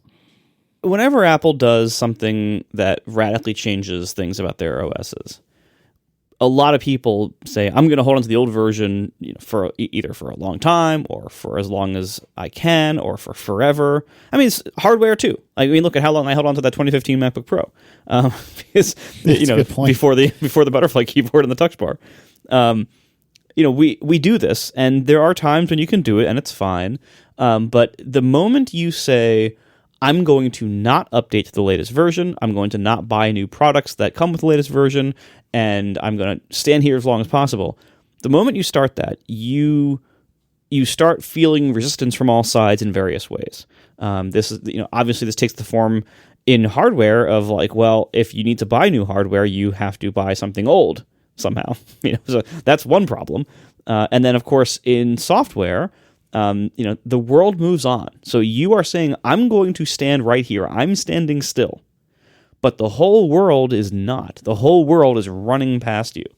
And one of the aspects about the redesigns, like any other major system redesign, is it triggers a lot of redesigns and rewrites of software, of application software, and it becomes really difficult to support old OSs and the new OS with the same app. So many apps raise their deployment minimum, their minimum OS target to the new version because it makes it a lot easier. Now, I don't expect that to happen on day one. There will be some apps, mostly indie apps, on day one that will be like, iOS 26/Tahoe only. You can get away for a while without most of your apps switching to that, but I bet within a year, almost everything will require the new OSs. So again, you can keep the old versions of those apps going, but you'll stop getting updates.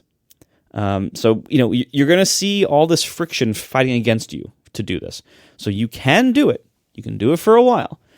Eventually, there's going to be some compelling new feature of something that will require you to update. And at that point, it's like, well, was that fight worth it? Maybe for a little while. Maybe you give them a chance to iron out all the 1.0 bugs.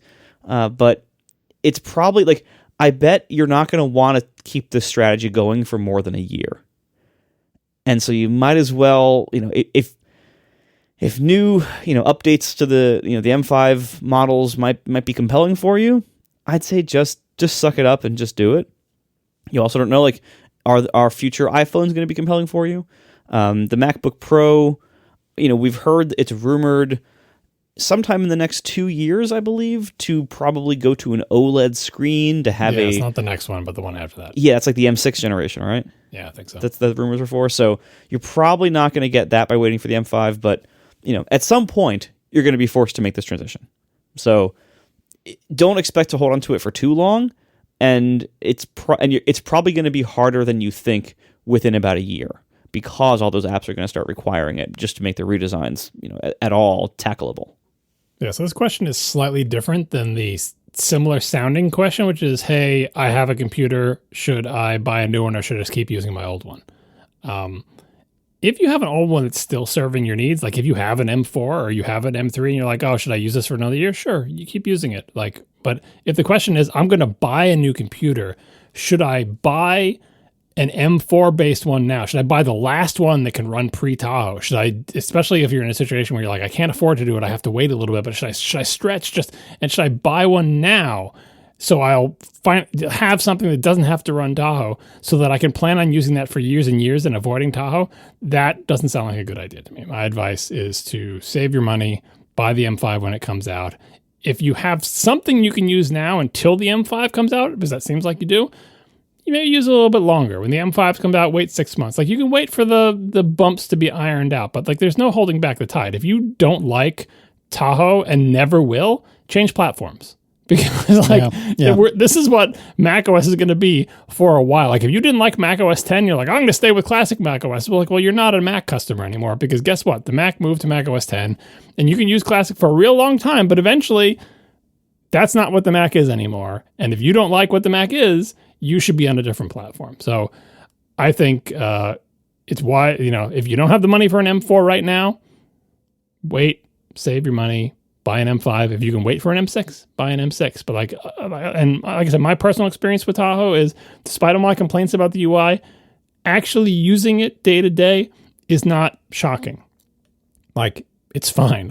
You will be fine. It's not like, oh, I can't use this. It's just totally unusable. Like, there's things that annoy me that I feel like are regressions from a UI perspective, but you get used to just plain sitting in front of the OS and using it pretty fast. It still works like a Mac. It's not that radically different. Yes, things look different and things are too light and high contrast or whatever, but like it's fine. So my advice is get that M5. I think you'll be happy with it. And if not, get an M5.5 or an M6.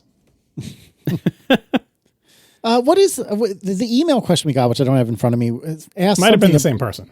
No, I don't think it was. Also asked something about downgrading. So could you buy an M5 that comes with Tahoe and then put on an older version of the OS? And to the best I recall, that's not possible, right? Everything's possible with hacks, but I don't think that's a supported configuration for Apple, which is why I would not recommend. If that's your plan, if you need to run pre-Tahoe, don't get a machine that doesn't support pre-Tahoe. Because if you can get it to work, fine. But like you're just asking for trouble. Like, if you're that desperate for something and you have to buy something and you can afford to buy something, buy a new M4 now, or later on buy a used M4. Like, it's much better to do that than to try to force an older OS on hardware that doesn't support it. Yeah, like, because when Apple releases new hardware, that hardware is only supported by the OS that was current when it shipped, and then all OSs forward.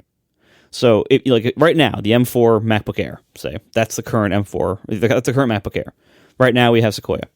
This fall, when Tahoe ships, they will still probably be selling that same M4 MacBook Air. If you buy one and it comes with Tahoe, you can probably easily downgrade it to Sequoia because that exact hardware shipped with Sequoia at some point.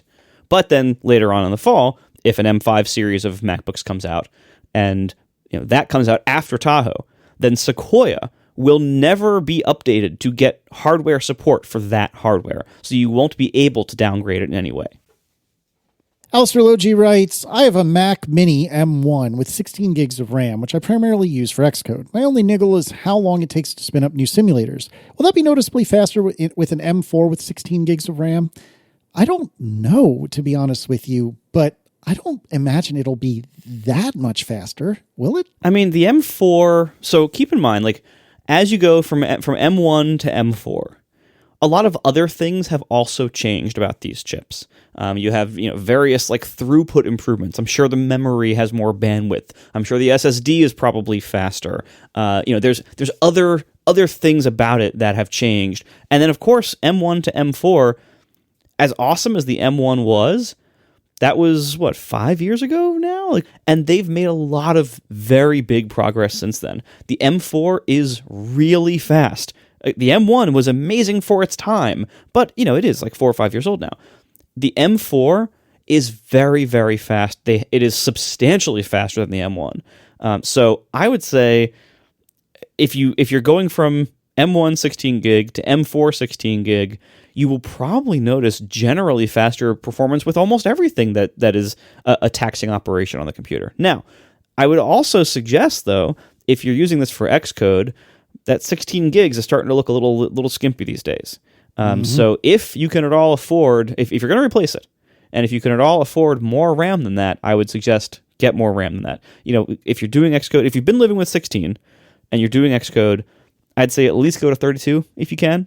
That would be a great setup. An M4 family chip, whichever one it is, with 32 gigs of RAM can last you a very long time, I think, in today's software. John? I don't have experience using simulators. That's why it's a question for you too. But I agree that like the place where you'd probably notice it for like starting up a simulator is probably going to be SSD speed. I don't actually know what the bottleneck is for simulator startups, and I think you could get by with 16 gigs of RAM. Like, it depends on So like simulators are simulating phones, right? It's kind of like phone backups. We used to do our like local backups in Finder to our phones, but then like phones would come with like a terabyte, and it's like, I don't want to do a local backup of a terabyte phone on my Mac and need all that disk space, right? Simulators are simulating iPhones, which used to come with a piddling amount of RAM, but now like there are iPhones with 8 gigs of RAM, there's iPads with 16 gigs of RAM. And so, yeah, if you're simulating a high RAM device and it is faithfully simulating the amount of RAM that device really has, that's going to eat up some of your max RAM. So maybe that makes a difference. But I felt like if you're doing iPhone dev and you have a 16 gig Mac and the only thing you're running is Xcode, I thought you'd be okay. But you two know better than I do about using simulators. So yeah, if you think 30 gigs will help, it will probably help. And now this just says M4. It doesn't say like M4 Pro, M4 Max, or M4 Family. It just says plain M4. And, it's a mini, right? So I don't know. Like I feel like if you have an M1 machine, it's reasonable to upgrade now anyway. If your M1 is feeling a little pokey, like you're wondering if you get a thing, like you waited a good amount of time. You got good mileage out of that M1. It lasted you reasonably, because it's not like you're just using it for casual web browsing. You keep using that M1 for casual web browsing for ages, right? But you're doing dev work in it, and you got a lot of years out of it. And the new Mac Mini is cheap, especially in the base config. So I would say upgrade, and I think you will notice. The problem with any kind of thing like this of noticing is you'll notice the day you get it, and then you get used to it the next day. That's just computers, right? We get used to how fast it is. I guess you leave the old one around, so after a month you can go back to the old one and try building your app and going, oh yeah, I remember this. I just went to the configurator to see, like, okay, so a Mac Mini base model is $600, which for the computer that it is, it's 16 gigs, 256, yeah, 256 sucks, but 16 gigs, M4, $600. That's honestly a really good deal. If you want 32 gigs, the price jumps by $400 more dollars. No longer a good deal. So a lot less of a good deal. It's still then, you're at $1,000 for that, which again, like when compared to Apple's other desktops, like that's a pretty good deal. But wow, to almost double the price of the Mac Mini. You look for a refurb, save some money.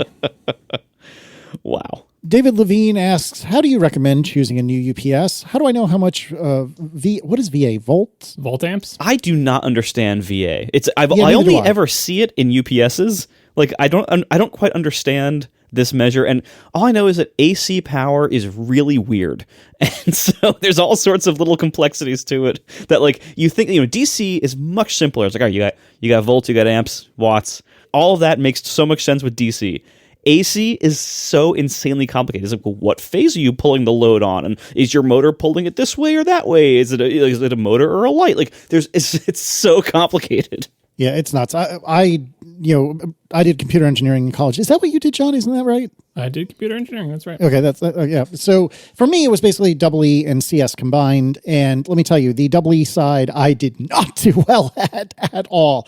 But anyways, so how do you choose a UPS? I don't know, man. Add up how many watts you think you're going to use and how long you think you want that to last, and put your thumb in the wind. I'm sure there's a better answer than that. John and I have each put our respective UPSs in the show notes. They're basically the same model. John's just has a little bit more power than me. I probably could stand for more. They're both CyberPower tower style UPSs, which actually Marco might have been the first of the three of us to have one of these. I don't recall. I've had these for years. Mm-hmm. And in fact, the rack mount version, I have 3 of them at the restaurant. There you go. I will say that mine, after only like 3-ish years, the internal batteries did go on them.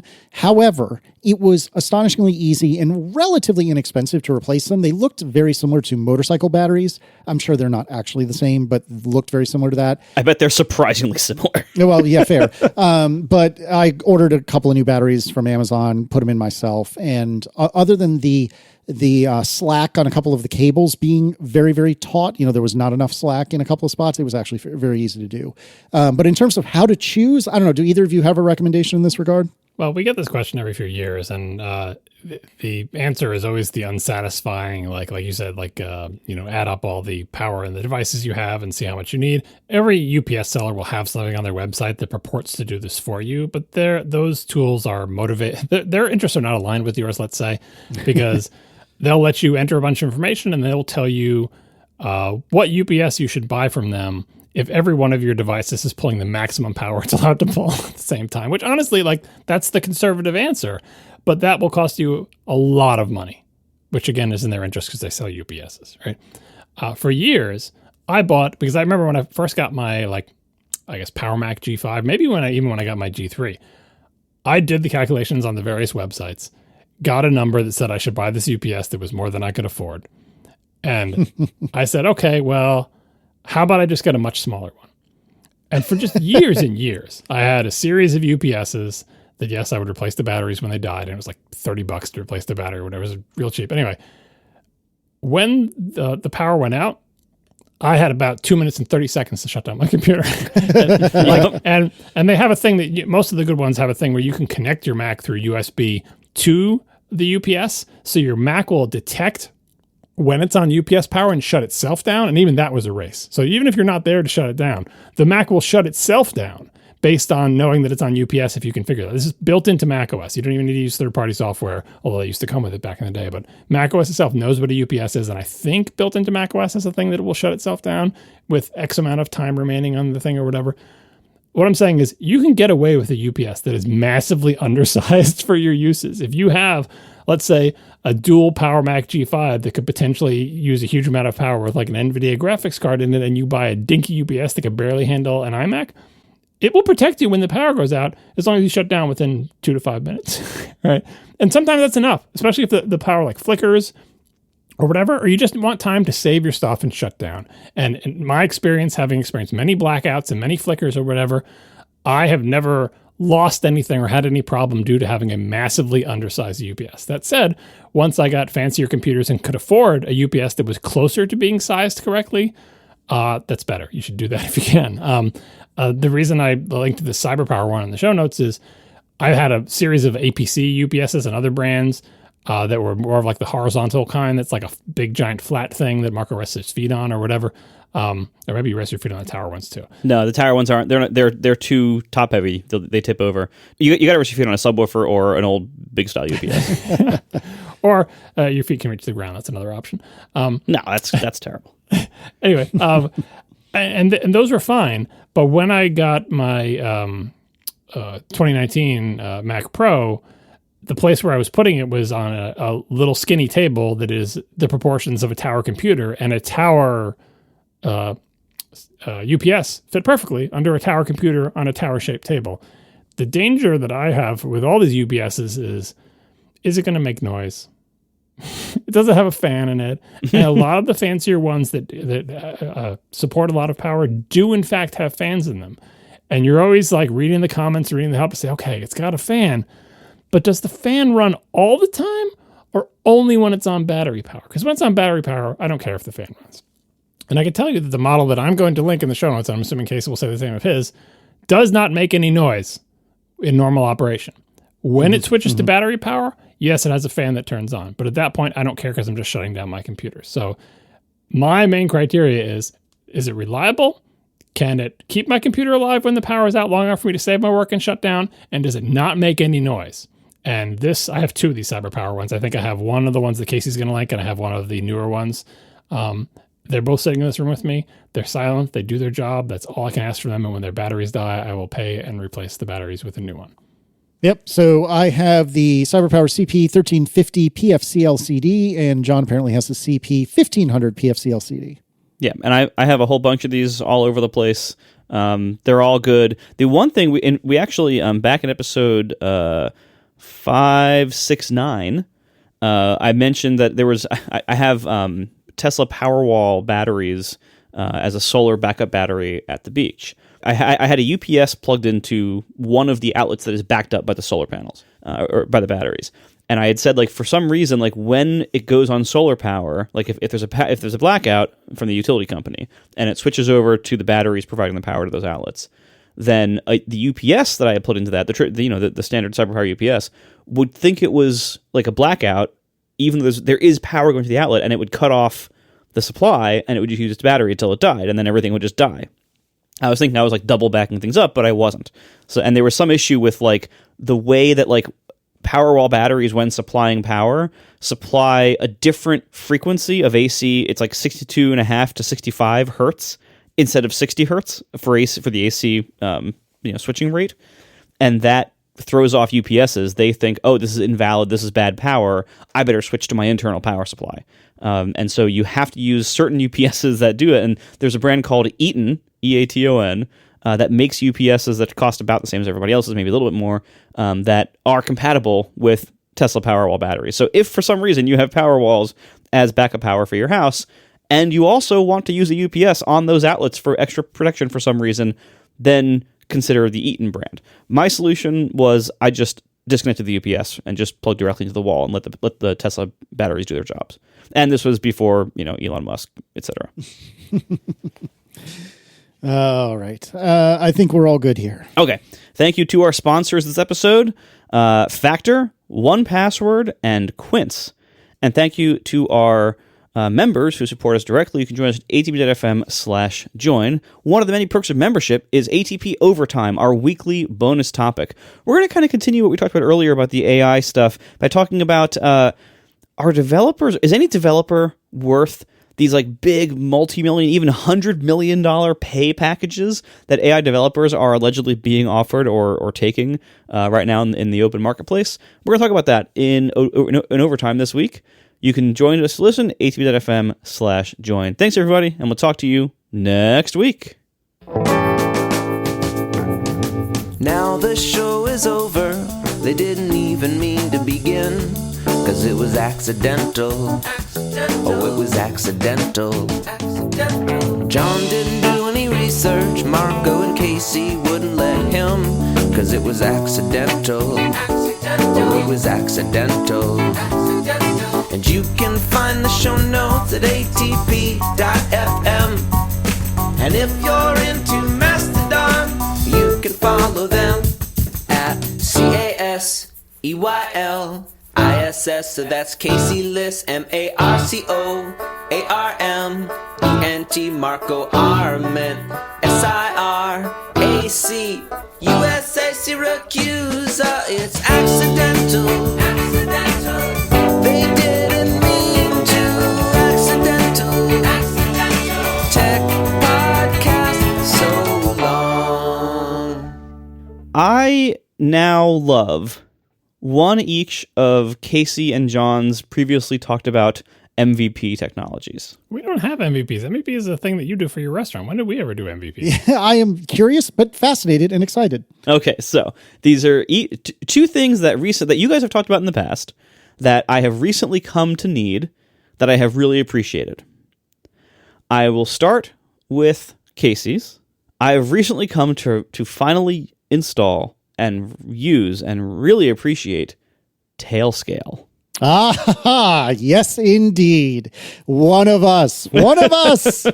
So, and they have been a sponsor. I don't know if they're sponsoring again, but they have been a sponsor, so to disclose that. But I had never really had a need for it before. But so what Tailscale does, as you've heard Casey talk about in sponsor reads, is basically it's like a network routing software. That basically. Let me take a stab at this. Yeah, go ahead. So when you hear about Tailscale, and I didn't know I was going to talk about this tonight, but hand to God, I love Tailscale so much that whether or not they've ever sponsored, which they have, I would talk it up anyways, because I really do love it that much. But anyways, when you hear Tailscale, you think VPN, and it works with VPN, the same kind of technology that runs VPNs, but that's not the way you should think of it. The way you should think of Tailscale is, what if all of my devices could talk to each other irrespective of how they're actually connected to the internet? So what if I had a server at Linode and I had my laptop here at my house, and I wanted them to be able to talk to each other as though they're on the same local network?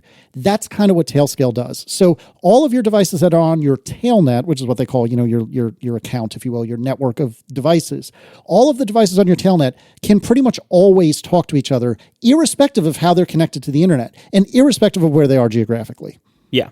And so where this became useful for me is I have my Mac Mini doing basically like file server type work in my garage over on Long Island. I'm now at the beach for the summer. I want to be able to access that Mac Mini. And I want to be able to do like screen sharing and stuff like that, and access the network volumes.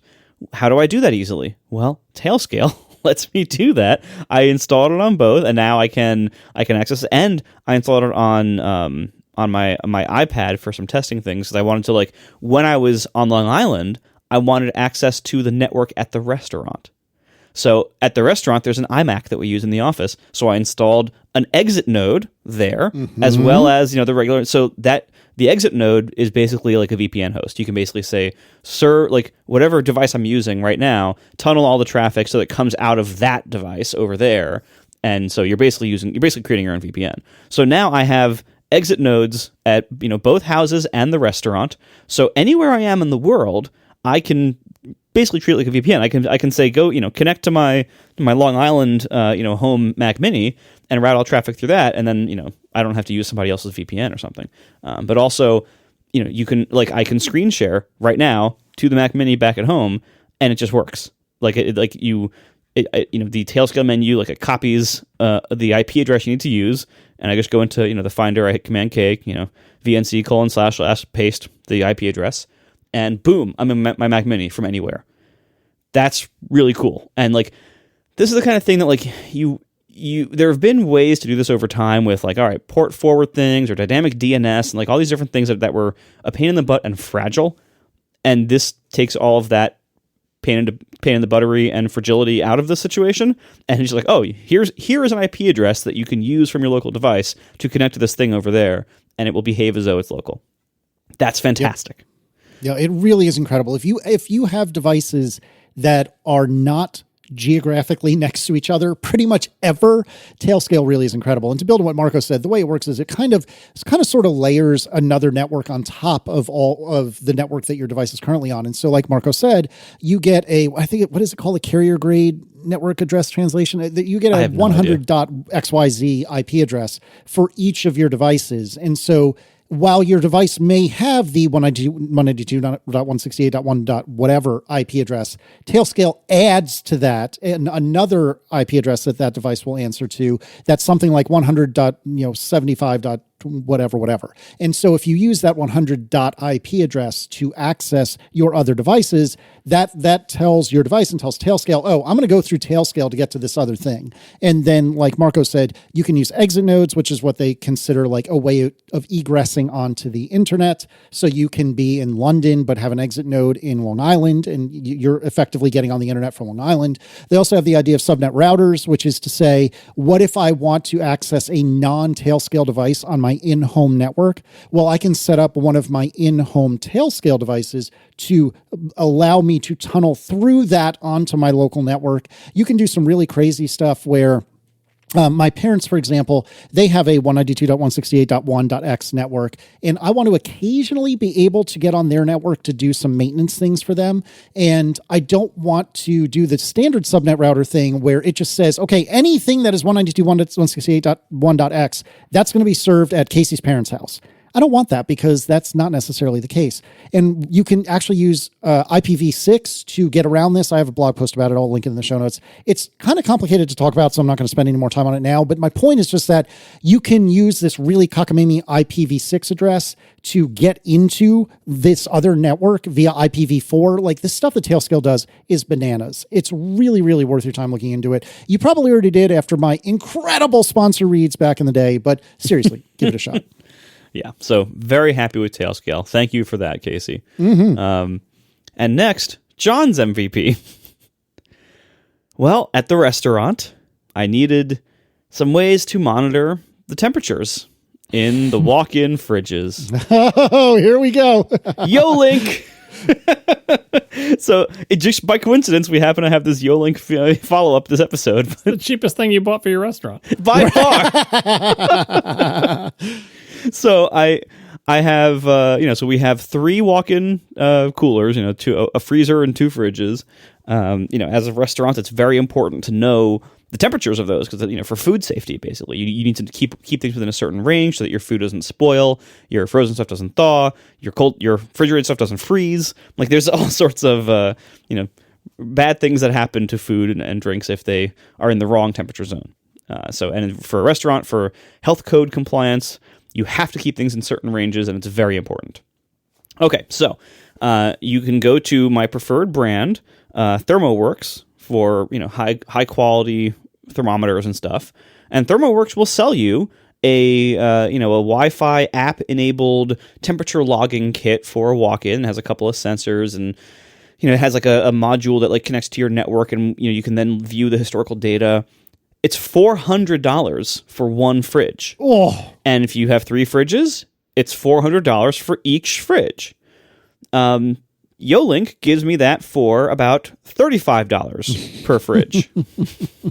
So the only weird thing about putting the YoLink thing in the fridge was I was like, how do I attach this to the fridge wall, or where do I place this in the fridge? It is basically like a 3 by 3 inch by 1 inch rectangular solid ish.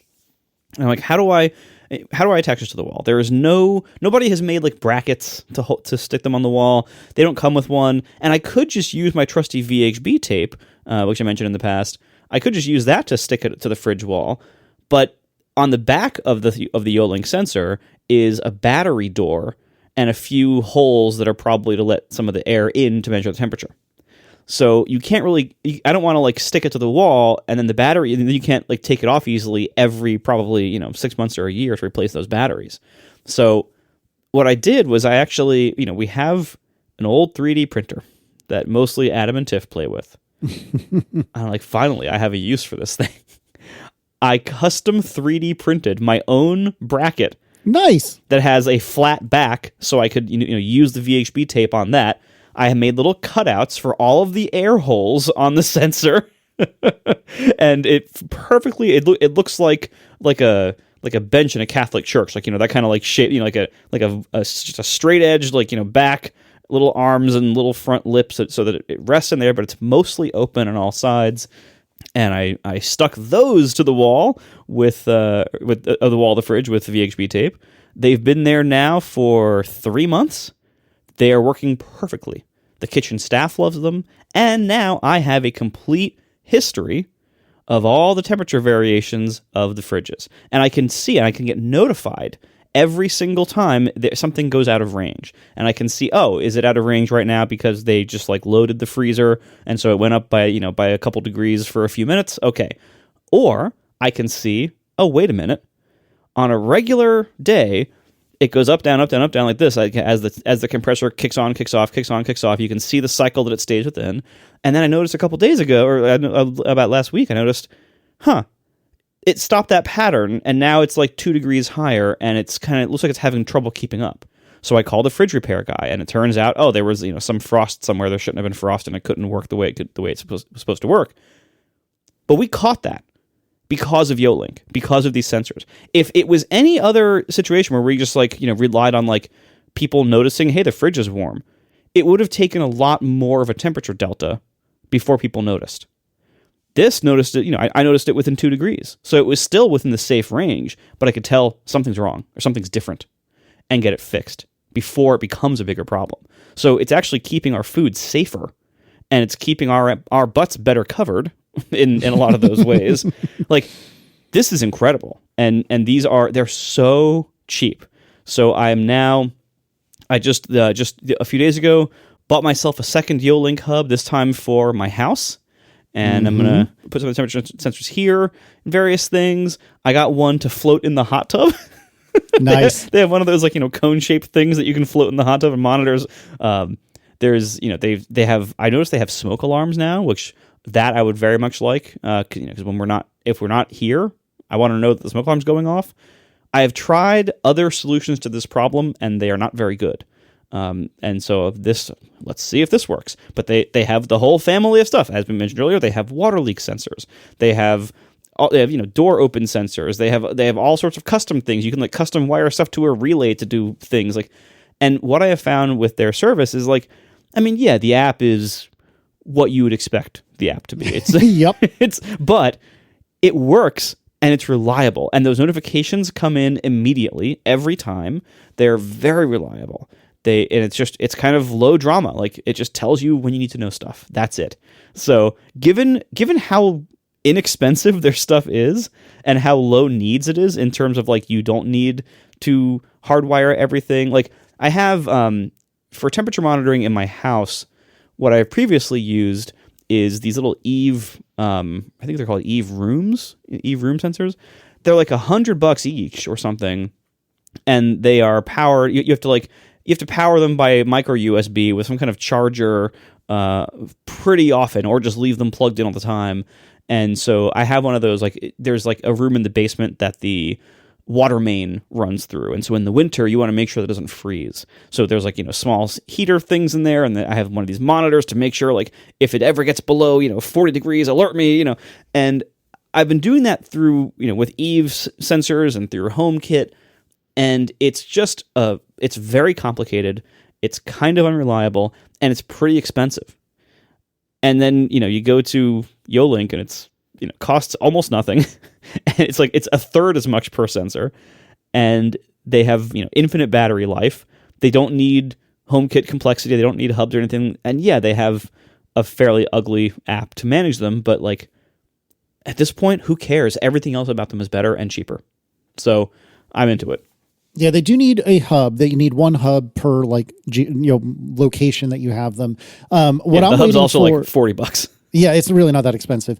The other thing I'm waiting for inevitably is for you to decide, what I'd like to do is have more control over exactly when this triggers and how it triggers and so on and so forth. Or maybe it should send an email to certain people when such and such happens. So what I'm saying is the next time you bring up one of these that's inspired by John or me, it's going to be Home Assistant, because YoLink has a really solid, I don't think it's first party. I think somebody else wrote a really good YoLink integration for Home Assistant. And then you can do all sorts of crazy crap. Like, if it's been higher than such and such a temperature for such and such a time, and it's not whatever time of day when we know that they're always opening the fridge and leaving it open for 10 minutes, you can get just utterly bananas with this stuff. But that being said, I'm genuinely very glad that you found them and like them as much as John and I do. So that is, like you said, 100% John. So thank you, John. Yeah. And again, like, the low drama, like what am I going to put in a walk-in fridge? There's no outlets in there. Yeah. And it's a metal box. It doesn't do Wi-Fi very well from there. Right. Like there's not many options that you can do with wireless transmitting technology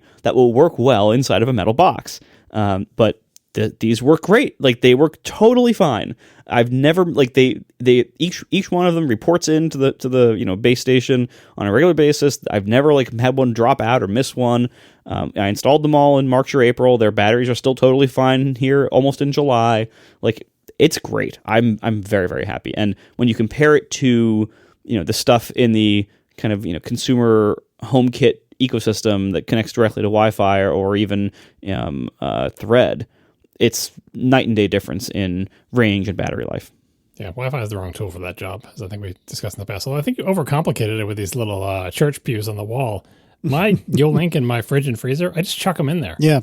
Like I just chuck them in the fridge like they're any other thing that's in the fridge. Like I'm not treating them special in any way. They're just on the shelf with the pickles, or like somewhere in the. I don't even know where it is in the freezer. I just chuck the thing in the freezer, and it's just I have one in the downstairs. Like it's just they're not fragile. Like you can just put them in there. I mean, I guess if you want to be really careful, like don't put it like in the hottest or the coldest part in your fridge, but like they're like $17 each. Buy two. Put them in two places in the fridge. Like it's not. They're so cheap. I actually did that. So our refrigerator repair guy, when I first complained that that the fridge was running a couple degrees warm and something must have been wrong, he looked at where I'd put it next to the door on the inside and was like, "Well, you shouldn't put this here." So I said, "Okay." So I grabbed a second one because I bought a couple extras. I bought like a 5-pack. Like I grabbed it. I just grabbed another one. In 3 minutes, it was set up, paired.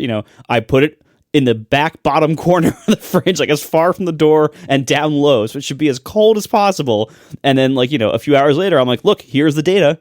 It makes almost no difference whatsoever. It was like a 1 degree difference. Like there is obviously no difference, but he thought there would be. And I was able to show with data, nope, look, disproven. And in 2 seconds, it's a great system. I strongly recommend it.